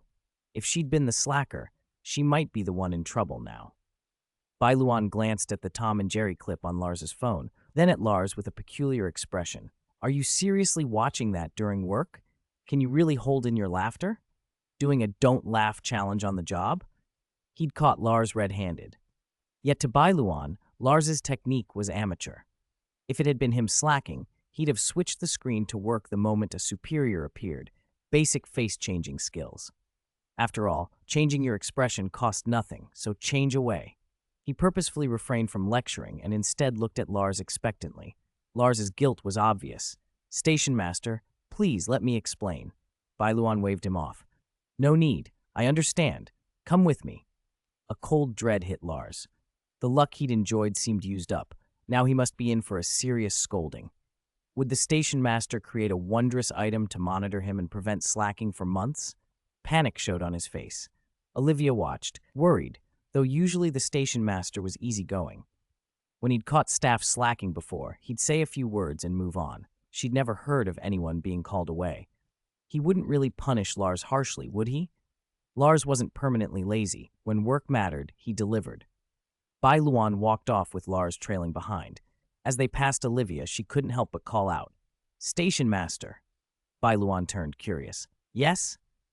Lars, he doesn't slack off all day, really. Bai Luan looked surprised for a moment, then gave a knowing smile.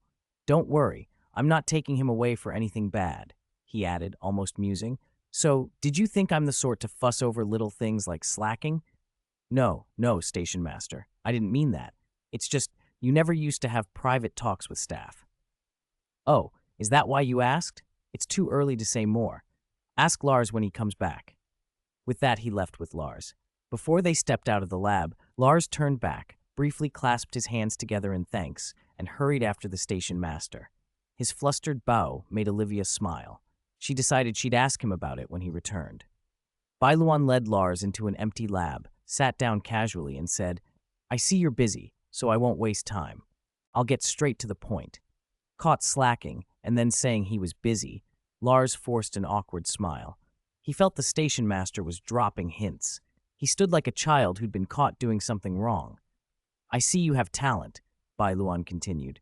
I want to personally mentor you. What do you think? Lars stood frozen. Though the station master occasionally taught staff, those moments were rare and casual, a random stroke of luck. Now the station master was offering personal instruction. Wasn't that like turning a one-time lucky event into a regular quest? Could such a thing be real? The last time Bai Luan had seriously taught someone had been over 900 years ago, to the initial cohort of staff at the space station. Many of them later rose to leadership across fields, Conrad and Stark among them. An opportunity like this was a ticket to becoming someone important. It couldn't be squandered. Station Master, of course I'm willing. Be warned, it's going to be grueling. That's fine. I'm not afraid of hard work. Lars didn't hesitate. Tired? He thought. What a joke. If the other staff knew he'd turned down the station master's mentorship because he feared being tired, they'd tear him apart. This was an opportunity to seize. Bai Luan's mouth twitched into a small smile. Plan set. Now to consider how to test, or rather, how to assign work to, his pupil. He thought for a moment before handing Lars a topic that pushed the edge of his capabilities. When Bai Luan finished explaining the requirements, Lars's expression crumpled. Any questions? Bai Luan asked. Probably. No, none? Lars stammered. Very well. Get to work. I'll check in when the time comes. Can I get helpers?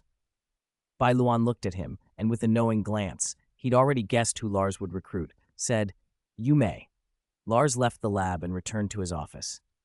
Olivia immediately leaned over, curiosity obvious. What did the station master want? He said he wants to personally guide me on a project. Olivia's first reaction was disbelief. Could something so good exist? Then a flicker of doubt returned. Could slacking off really be the right path after all? Help me, Olivia. The station master gave me an extremely difficult task. I need your help. Huh? Me too? I asked him specifically, and he said it's fine. The station master was the same as ever, kind and earnest, though when he said yes, he wore a strangely subtle smile that neither of them could quite read. 197. What should I do if I don't obey?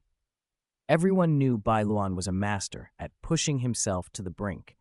That reputation came mostly from the devilish study sessions he held in the little black room. After enough time spent calibrating his limits, he developed an uncanny talent. With just a few glances, he could judge someone's capacity and assign them work that hit exactly the breaking point. Any more, and they'd collapse. Any less, and it wouldn't be extreme enough. The extreme challenged the extreme. Even so, Bai Luan didn't wield that skill frivolously. He knew the torture of overtime. Why make one beast of burden suffer more? Unless it was necessary, he wouldn't force others into overwork. There was, however, one exception: Lars. Though Lars never intended to drag Bai Luan into the same abyss, the overtime Bai Luan ended up doing had been triggered by him. Bai Luan couldn't rest until he'd put that kid through what he himself had endured. When Lars left looking exhausted, Bai Luan felt oddly refreshed. The projects might differ wildly in difficulty, but the feeling of hunger, of pressure, was the same. You little brat, go see what my life is like, he thought. Everyone has their own prison and their bright future. How lovely. After that burst of satisfaction, Bai Luan turned to countermeasures.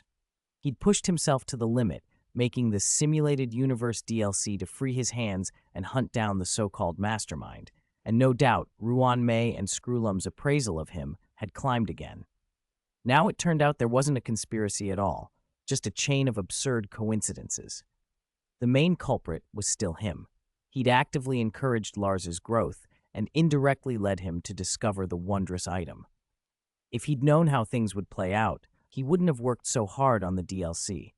He needed a way to lower the evaluation his hard work had raised. Decision made. From now on, his new strategy for dealing with geniuses would be officially implemented. Do nothing. Slack off. It was a desperate last resort. If he slacked, maybe the genius's expectations would drop. All other tricks had backfired, so there was nothing left but inaction. If I do nothing, no boomerang will suddenly appear, right? He told himself, though he didn't have high hopes. At minimum, stability would be fine. With the maintained stability plan in place, he went to report to Heita. She wasn't in her office, but in a lab, another flash of inspiration, another project she couldn't wait to explore. He pushed open the door. The hatch hissed shut behind him. Heita stood alone at the central control panel. Screwlum and Ruan Mei were absent. She'd kept this little idea to herself. A chill slid through him. The lab was sealed, and it was just the two of them. He'd just returned from Penacony and had spent most of that time buried in the simulated universe DLC. That meant he'd had almost no chance to be alone with Heita, and more importantly, she hadn't had the opportunity to confront him about making the DLC without telling her. Alone with her now didn't sound so bad, or did it? He tried to leave, then shook his head. No, he couldn't run. Still, the sensation of being caught gnawed at him. I made the simulated universe DLC in secret, Why does it feel like I'm being caught doing something else? The system chimed lightheartedly inside his head. One can't help but admire the exquisite training methods from the little black room. Please don't make that sound like I was playing some weird game with Heita, he thought. Isn't it so? The system goaded. I always thought I was part of your play. It's an egg! He fired back silently. The system teased him mercilessly, a cosmic slacker criticizing a system that works hard on papers every day for being unserious. The banter dissolved a good part of his guilt. He composed himself, stepped up to Heita, and put on a casual, curious tone. Miss Heita, new idea? Nothing major, she said. A small study on teleportation. Alarm bells pinged faintly. Heita's small study was rarely small. He kept his mouth shut. Ask another question, and she'd probably dump practical work on him. She didn't press. Instead, she asked, "What were you doing just now?" He could barely stop himself from grinning. Lars was probably tearing his hair out trying to finish the task Bai Luan had given him. I met someone very interesting and did something quite fun. Heita glanced up from the data stream. Male or female? He broke into a sweat. It was Lars. Who is Lars? She asked with just enough disinterest to be dangerous. He's the staff member who was involved when Station Master Asta reported discovering my wondrous item to you. Oh, that fellow. Heita's memory sharpened. Now that you mention it, if not for him, your secret might not have been found. The conversation was veering toward peril again.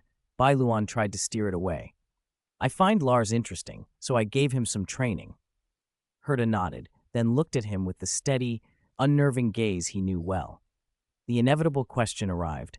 Why did you hide the simulated universe from this genius? He smiled and tried to change the subject. Can we talk about something else? She crossed her arms and fixed him with that look that plainly asked, What do you think? I've said it before, Miss Heita. I thought the simulated universe DLC wasn't mature enough yet. You missed the point. Her correction was cool. The point isn't that you made it secretly, but why you hid it from this genius. I'm very sorry. It won't happen again. Heita's tone softened almost indulgently. Considering how hard you worked on it this time, I'll let it slide. Relief washed over him. Who would have guessed that actually working hard would buy him mercy? Then her voice dropped, and he felt it like a shift in the air. If there's a next time, then this genius will have to consider how to control you. A nasty little foreboding prickled his skin. He tried to sound casual while asking, what would that mean exactly? For example, Heita smiled and stretched the words, enjoying the drama. I'll give you a super lot of work assignments. The system piped up, gleefully. This is Miss Heita giving you overtime. Do you dare to meet her gaze? Bai Luan's face must have shown his panic. He thought he might weep. Heita seemed pleased by his fear and pressed on. Of course, this genius has more than one way to control you. She took a step closer. There was a barely perceptible lilt to her voice now, a teasing warmth. If you behave well, perhaps this genius will control you in another way. She leaned in, the whisper of her breath brushing him. For example, using that thing you said you really wanted from the reward opportunity you used before. Heita's face was close, exquisite, amused, eyes bright with mischief. If she played that card on him, what would he do if he didn't comply? 198, then wait one more day. Facing the three geniuses, Bai Luan chose to slack off for the first time, a bold experiment. He politely declined academic exchanges with them, cutting down his workload. Of course, he didn't slack off with Heita. She was special, and both sentiment and sense forbade laziness there. With the other two, Ruan Mei and Screwlum, he allowed himself a little breathing room. Ruan Mei and Screwlum noticed the change and came to ask what was wrong. This time, Bai Luan answered honestly. No excuses, no stories, just that he was tired and needed a rest. After that, their visits dropped off as if they were giving him space. Everything went unbelievably smoothly. Could the answer really be so simple? Just say I'm tired when you don't want to do something. What had he been doing before? Although the system mocked him, although you didn't rest well, at least you were tired. He decided not to let it get to him. The method worked, and that was what mattered. Sometimes the most exquisite ingredients make the simplest dishes. Perhaps getting along with geniuses was the same simple, profound truth. He even began to daydream. With longer and longer rests, declining evaluations, less work, and maybe eventually being dropped from the simulated universe project team altogether. As he drifted into that pleasant fantasy, he snapped back. He had stepped on too many landmines to be naive. Every time he let his guard down, something unexpected tended to happen. So he stayed cautious.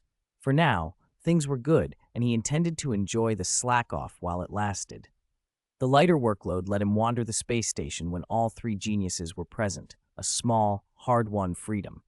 His phone vibrated. The alarm left on Heita space station had been triggered. Someone had landed. That was good news. A visitor meant the plants on Heita had thrived into a landscape worth visiting. And the first visitor was special. He should go see them. He decided to take Inspiration Mushroom and Chizuru along. After all, when he'd planted on Heita, he'd used seeds from the botanical garden. Now that everything had grown, he could recreate and share that old scenery. Inspiration Mushroom agreed at once in its usual odd cadence. Okay, let's go together, Mushroom." Chizuru bobbed her head in agreement. With them, Bai Luan pulled out the anywhere door and stepped through to Heita space station. The sight that greeted them was startling. Where once had been desolation, green life now swept across the station. Plants had flourished in his absence. He breathed a small, satisfied sigh and closed the anywhere door. Standing among the garden he'd helped create, a deep, quiet pride swelled in him. Today's Heita space station looked like the botanical garden from over 900 years ago, only larger, more expansive. Inspiration Mushroom floated in front of him. Usually excitable, it was unusually quiet now, staring at the new garden for a long time. Then it turned to him with a smile and spoke, its voice a steady, repetitive rhythm that had become familiar to him. "It's just like over 900 years ago. You really haven't forgotten everyone. In the end, only the mushroom and Chizuru waited for you in the whole botanical garden. Mushroom." It hovered over the planet, watching plants that mirrored those from centuries past. The mushroom watched them wither and rot one by one. Sometimes the mushroom wondered what they were thinking before they died. Were they remembering the days when you were still here, Mushroom? Or were they angry they'd waited so long and still hadn't seen you, Mushroom? In the end, the mushroom could only guess their last thoughts. Mushroom. Because Inspiration Mushroom looked straight at Bai Luan. The only one who would have held the mushroom and asked them, "That was you, Mushroom." When you weren't here, the mushroom could only watch them die and imagine. The mushroom thinks that at the end, they must have been thinking of seeing you again. To us, no one is more special than you, Mushroom. Bai Luan felt the old ache in his chest. Time turbulence, loss, waiting. He asked quietly, "Was it very sad?" At first, yes, the mushroom was very sad, it replied. In the end, only the mushroom and Chizuru knew and waited, Mushroom. Sometimes the mushroom wanted to give up, Mushroom.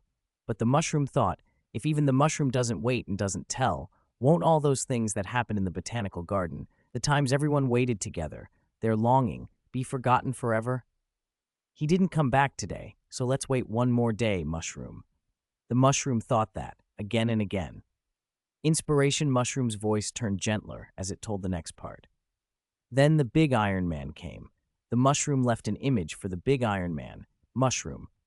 The mushroom thought it would be okay to die, Mushroom, but the big Iron Man said there was a way to see you again. So the mushroom entered the big refrigerator's body. Mushroom. "It's not very comfortable inside the big refrigerator, Mushroom," it added with a rueful laugh. "Don't tell the big refrigerator the mushroom said that, or it'll get mad, Mushroom." "I won't tell," Bai Luan said, and the mushroom's laugh softened into contentment. Then, looking back over the garden that felt like a memory come to life, Inspiration Mushroom floated away, eager to explore. It waited for him. He didn't forget you either. The mushroom told him you missed him. He knows now. Everyone's waiting wasn't in vain, Mushroom. It cried out happily, then drifted off to wander. "Go play," Bai Luan told it, smiling. "Look for the biggest jack-o'-lantern and see if it's smiling or crying." "Yay, Chizuru, let's go," the mushroom chirped, and together they scampered into the green. With only 2 living people on Heita now, Bai Luan didn't worry over much about their safety. He used the message he'd received to track the visitor. Soon, he found her. She was crouched beside a jack-o'-lantern pumpkin, praising it with obvious delight. The pumpkin's carved face looked as if it might split from laughter. She had long, fluffy red hair, soft, naturally curled strands falling to her waist, the color bright and full, catching the light. Her posture was tall and graceful. White armor accentuated sharp shoulders and a narrow waist, lending both a knightly bearing and an elegant beauty. When she spoke, it was as if tiny starlight twinkled around her. Bai Luan couldn't help but think, this planet has indeed become successful. It even attracts knights of beauty. This is a leave request. This is a leave request. I'm taking tomorrow off, Wednesday, because my coursework has become brutal. You can tell by how late the typo correction replies have been that I'm getting busier and busier. I've been whining about too many classes since the semester began. Back then, I thought having an 8 a.m. class every day and a full schedule was the worst it could get. Turns out that was just the warm-up. Worse than a packed schedule is a packed schedule plus lab classes. I've got labs almost every day now, and 2 days of the week I have 2 lab sessions in one day.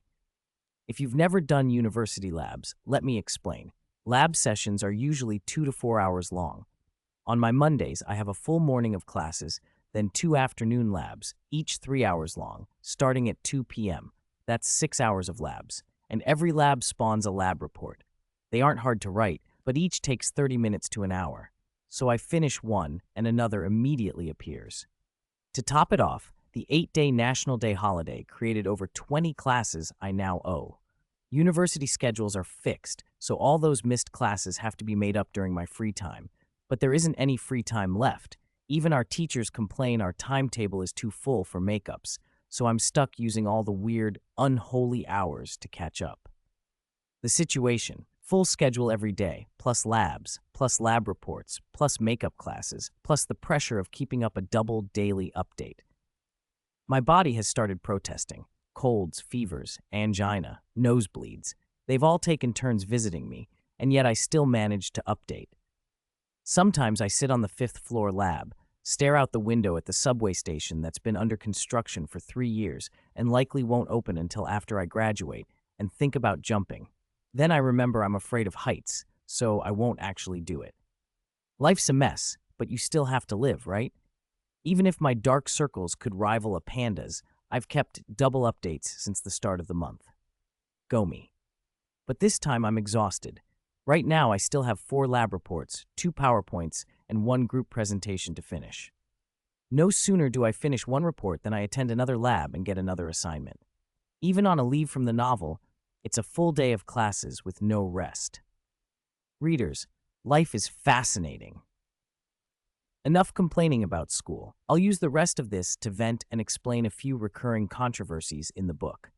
I like interacting with readers, but every time I try to chat, I'm accused of watering down the content, or the conversation turns into demands for updates, so I end up holding back. A leave request is one of the few places I can say a little more without being accused of fluffing things up. First, some people say the technology level I've written is too low, that the civilization I describe is underdeveloped, and they even threaten to revoke my nationality, claiming I haven't seriously read Honkai Star Rail's official text. That makes me laugh. If you think my writing isn't good, fine, I accept criticism, but revoking my fandom credentials over differences in interpretation, that's over the top. 2 common attacks keep popping up.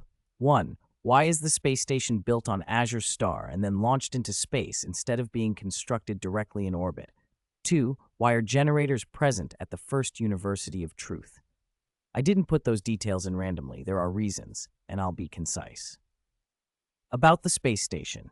The official text has Asta saying, after the space station entered orbit, Miss Heita gradually stopped coming to the space station.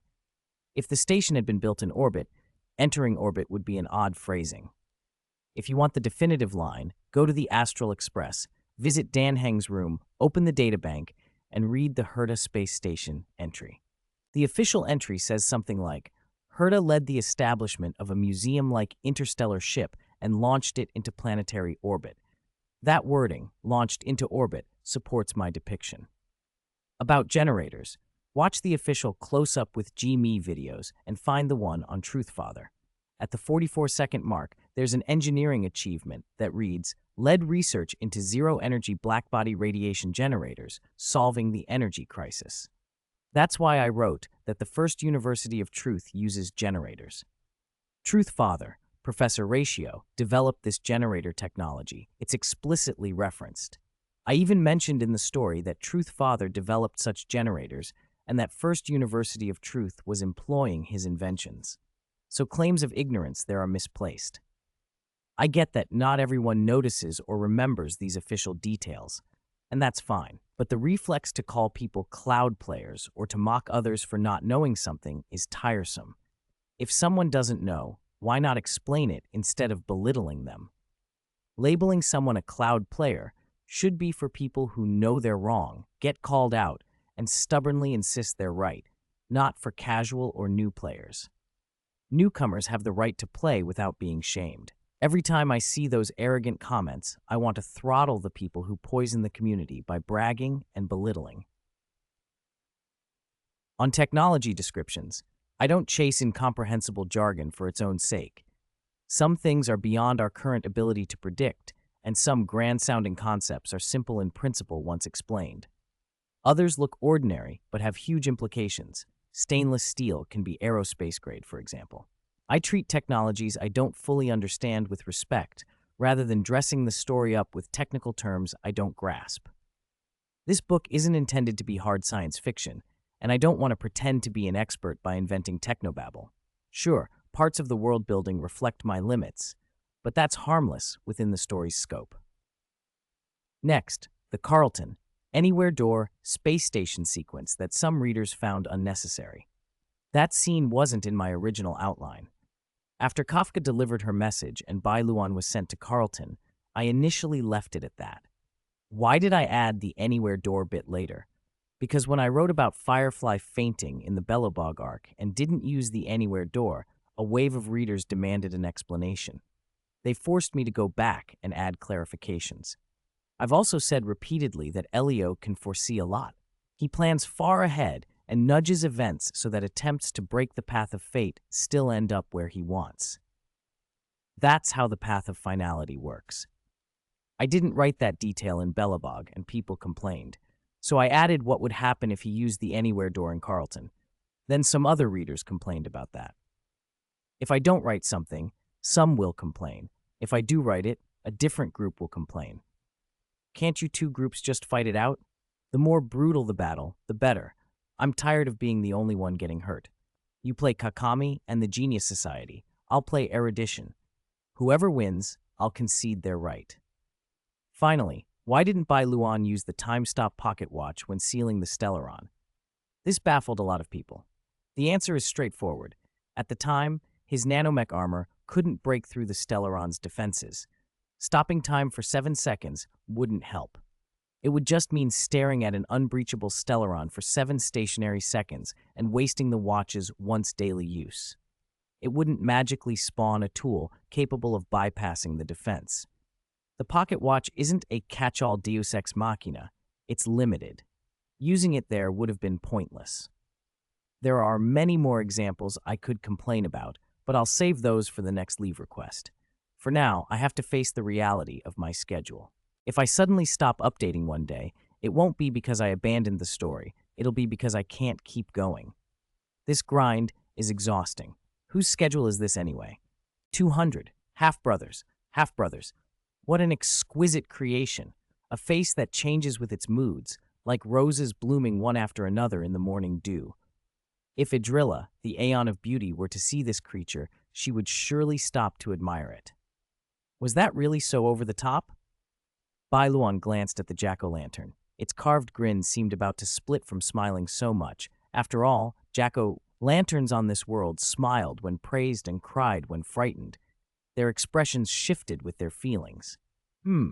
If it met a knight of beauty, it would have to grin until its face split. A child could stand there getting compliments for half an hour. Hiss, if I went up to say hello, would Argenti serenade me for half an hour too? Bai Luan hesitated. Just as he was wavering, Argenti turned and looked at him first. This meeting with beauty begins anew, Argenti said, bowing with his hand over his chest, his voice like a harp. May Adrilla's light forever illuminate your path, Mr. Bai Luan. Even the sound of your footsteps carries the rhythm of blooming roses, he continued. Forgive my sudden intrusion. I am Argenti of the Knights of Beauty. I offer you my humble greetings with the weight of a single rose. Bai Luan wasn't surprised. Argenti knew his name. He'd left a laboratory on Heita space station with records about this planet. You visited the lab I left behind? I did, Argenti said. I was fortunate enough to visit your laboratory and listen to the quiet history of this world. Allow me to pay my respects. What you sowed were not merely plants, but an aesthetic of hope that turns wasteland into poetry. It's not that grand, Bai Luan replied. I just planted some seeds. Your humility masks a brilliance like silent starlight. Its gentle radiance draws others and inspires them to aspire. Can we talk about something else? Of course, Argenti agreed at once.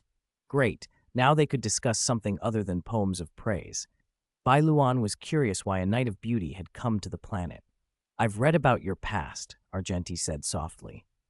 You carry the starlight of the genius society, yet your heart holds an earthy warmth for all life, an ineffable reverence. That love for life refracts like sunlight through a prism into the myriad colors that color your 3-star network accounts. Stop, stop, stop, Bai Luan interrupted, unable to take it anymore. Can I choose the topic? Argenti smiled and nodded. How did you discover this planet? I followed preset routes in my ship, Bai Luan said. But the star charts never hinted at a place like this. It was an unnamed calling that led me to land. I'm truly grateful for that guidance. It let me witness this bloom after barrenness, and more importantly, it brought me to you. So he just passed by? Truly a cosmic wanderer. Still, being the first person to visit after the seeds had bloomed was memorable. You're the first to visit this planet since I planted the seeds and they flowered. Could we take a photo together as a memento? Of course, I would be honored. Bai Luan took out his phone and found a good angle for a selfie. Argenti smiled at the camera and even flashed a V sign. Bai Luan looked at the photo, satisfied. With the first, there will soon be the next. This planet will slowly come alive. Indeed, Argenti said. Even as a genius, you still have an affinity for others. After all, I'm just an ordinary person. Allow me to correct you, Argenti replied gently. You are kind like an ordinary person, but you are not ordinary. Neither your 3 accounts nor your actions are what an ordinary person could achieve. Actually, Bai Luan hesitated. Whether it's Songblight or BL, those works were brought here by me from another world. I'm not the author. Is that so? It is. I tell everyone that. Argenti was silent a heartbeat, then said, simply, I believe you. Bai Luan froze. Finally, someone believed him. After so long in this world, this was the first person willing to accept his truth. Praise the Knights of Beauty. He wanted to ask for Argenti's opinion. So, now that you know the truth, what do you think? I think you are honest. That's it? I thought you'd be disappointed. I believe that even if you did not create those works, you must have poured your heart into them. Argenti's voice was gentle and steady. Only you could have brought them here, and you love them as deeply as your fans do. I would never look down on someone who shares beauty with joy. So that's what you think, as expected of a Knight of Beauty. Bai Luan put his phone away and looked Argenti in the eye. There was something he'd been carrying for a long time, his greatest fear. Could someone who'd become a genius by using the little black room really be called a genius? If people knew he'd relied on such a trick, would they think less of him? Would he be worthless once he left the little black room? No one had believed him when he tried to explain, so now that someone did, maybe this was his only chance. He couldn't reveal the little black room directly, so he tried to describe it indirectly. Actually, I can't truly be considered a genius, he said. Argenti paused, then asked, You mean you act and perform like a genius, but you aren't one? That sounded like his logical brain punching his creative one. It's complicated. You could say I became a genius by relying on outside means. I don't understand. What do you mean by outside means? You can think of it like this. I can stop time. In the world where time is stopped, I can move freely and learn whatever I need. It's like last-minute cramming, except no one else notices, and I remember everything as if I'd known it all along. I've relied on that to appear as a genius to others. Argenti listened, then nodded. I see. I understand. He looked at Bai Luan and asked gently, "May I ask you a few questions?" "Yes. Could your so-called outside means suddenly disappear in the future? The system shouldn't let its papers run away, so no. After you became a genius, were the things you did truly what you wanted to do? Yes. Did you put in effort and sweat for everything you accomplished? A lot. A lot." On that point, Bai Luan was supremely confident. Argenti studied him and spoke with quiet conviction. "Then I will stand by my judgment. You are a genius, Mr. Bai Luan. Your outside means are not external at all, but an extremely rare talent. You may feel you only arrived here through a trick, but few people can fully harness their gifts. From your answers, it is clear that none of this came easily to you." Argenti met his eyes. "In both character and deed, you deserve the title genius." Bai Luan let out a relieved smile. "Maybe I should stop arguing with myself and accept it. Thank you, Argenti. Your words mean a lot." "It's my duty," Argenti replied. "From now on, we're brothers from different mothers." Argenti was startled, then laughed. The Knight of Beauty was the first to laugh aloud, followed by the genius. Their laughter echoed across Heita space station. "P.S. I was thrilled my early morning class was canceled, then immediately told the free time would be used for a makeup session, and I fell into despair. Then I felt utterly bereft after seeing the Thousand Stars Journey PV. Many readers have asked for my thoughts, so here they are. I knew they'd saved something big, but I didn't expect it to be this huge. First, Miss Heita's importance needs no explanation. She sacrificed herself for the universe. I'm glad it's an if line. If it weren't, well, Bai Luan and Ark would barge through the Iron Curtain in erudition, rescue Miss Heita, and thrash anyone in their way. If there's truly no way to save her, Bai Luan would just go into the little black room and learn how to manipulate time to save Heita. Second, I agree that not interfering with the main storyline was the right choice. Even a small change can cause chaos. I can't imagine the mess a transmigrator who acts without thinking would make. I always thought Elio was valuable, and this confirms it. If I see comments telling Bai Luan to oppose Elio, I'll point them at this PV. Now for what everyone really worries about. Miss Heita will not be in long-term danger. Bai Luan is watching her. If he senses something amiss, he'll immediately pull Ark out and charge at erudition and the Iron Curtain. Just hypothetically, if Miss Heita were in trouble, though it would be wildly out of character for Bai Luan, who prepares meticulously to keep everyone safe, what would happen? The moment Bai Luan got the news, Hunt and Destruction would lock eyes with him. The Iron Curtain would face Ark, who has assembled 6 paths: nihility, elation, abundance, destruction, erudition, and Hunt. Jingliu, when she ascended to High Cloud General, only had the power of 4 paths: Hunt, abundance, propagation, and destruction to contend with Yaoshi. Bai Luan, however, would bring out 6 paths, not just as an Aeon emissary, but with Aeons. After Ark breaks the Iron Curtain, he'd pull Heita out and finish off any remnants. Then he and Bai Luan would settle accounts with the 2 Aeons, memory and erudition. That's what Ark is for. Even if Ark wasn't in his full form, Bai Luan's rage wouldn't care. Ark doesn't need to be complete to be formidable. Ark rarely speaks because he's compiling paths, and the foundation of a new path is data from all existing paths plus Bai Luan's actions. I won't list all the path-conforming things Bai Luan has already done. A small spoiler about Ark, the new path he's compiling, is existence. Everything that exists falls onto that path. Once Ark ascends, he'll be one of the strongest Aeons because his path is the most inclusive. Anything that comes into being steps onto existence. Even nihility is a form of existence, not its opposite. Because of that breadth, Ark won't hand out power carelessly like abundance does. Taking power from the path of existence will require stricter qualifications. Incidentally, Bai Luan and Ark have an excellent relationship. Ark is Bai Luan's biggest fan. If Bai Luan were to die unexpectedly, Ark would degenerate into chaos. If Bai Luan died of old age, Ark would remain existence. So long as Bai Luan is around, Miss Heita is safe. Finally, the author is basically a purveyor of angst. Sunny, cheerful positivity is not my specialty. Don't trust me to be relentlessly upbeat.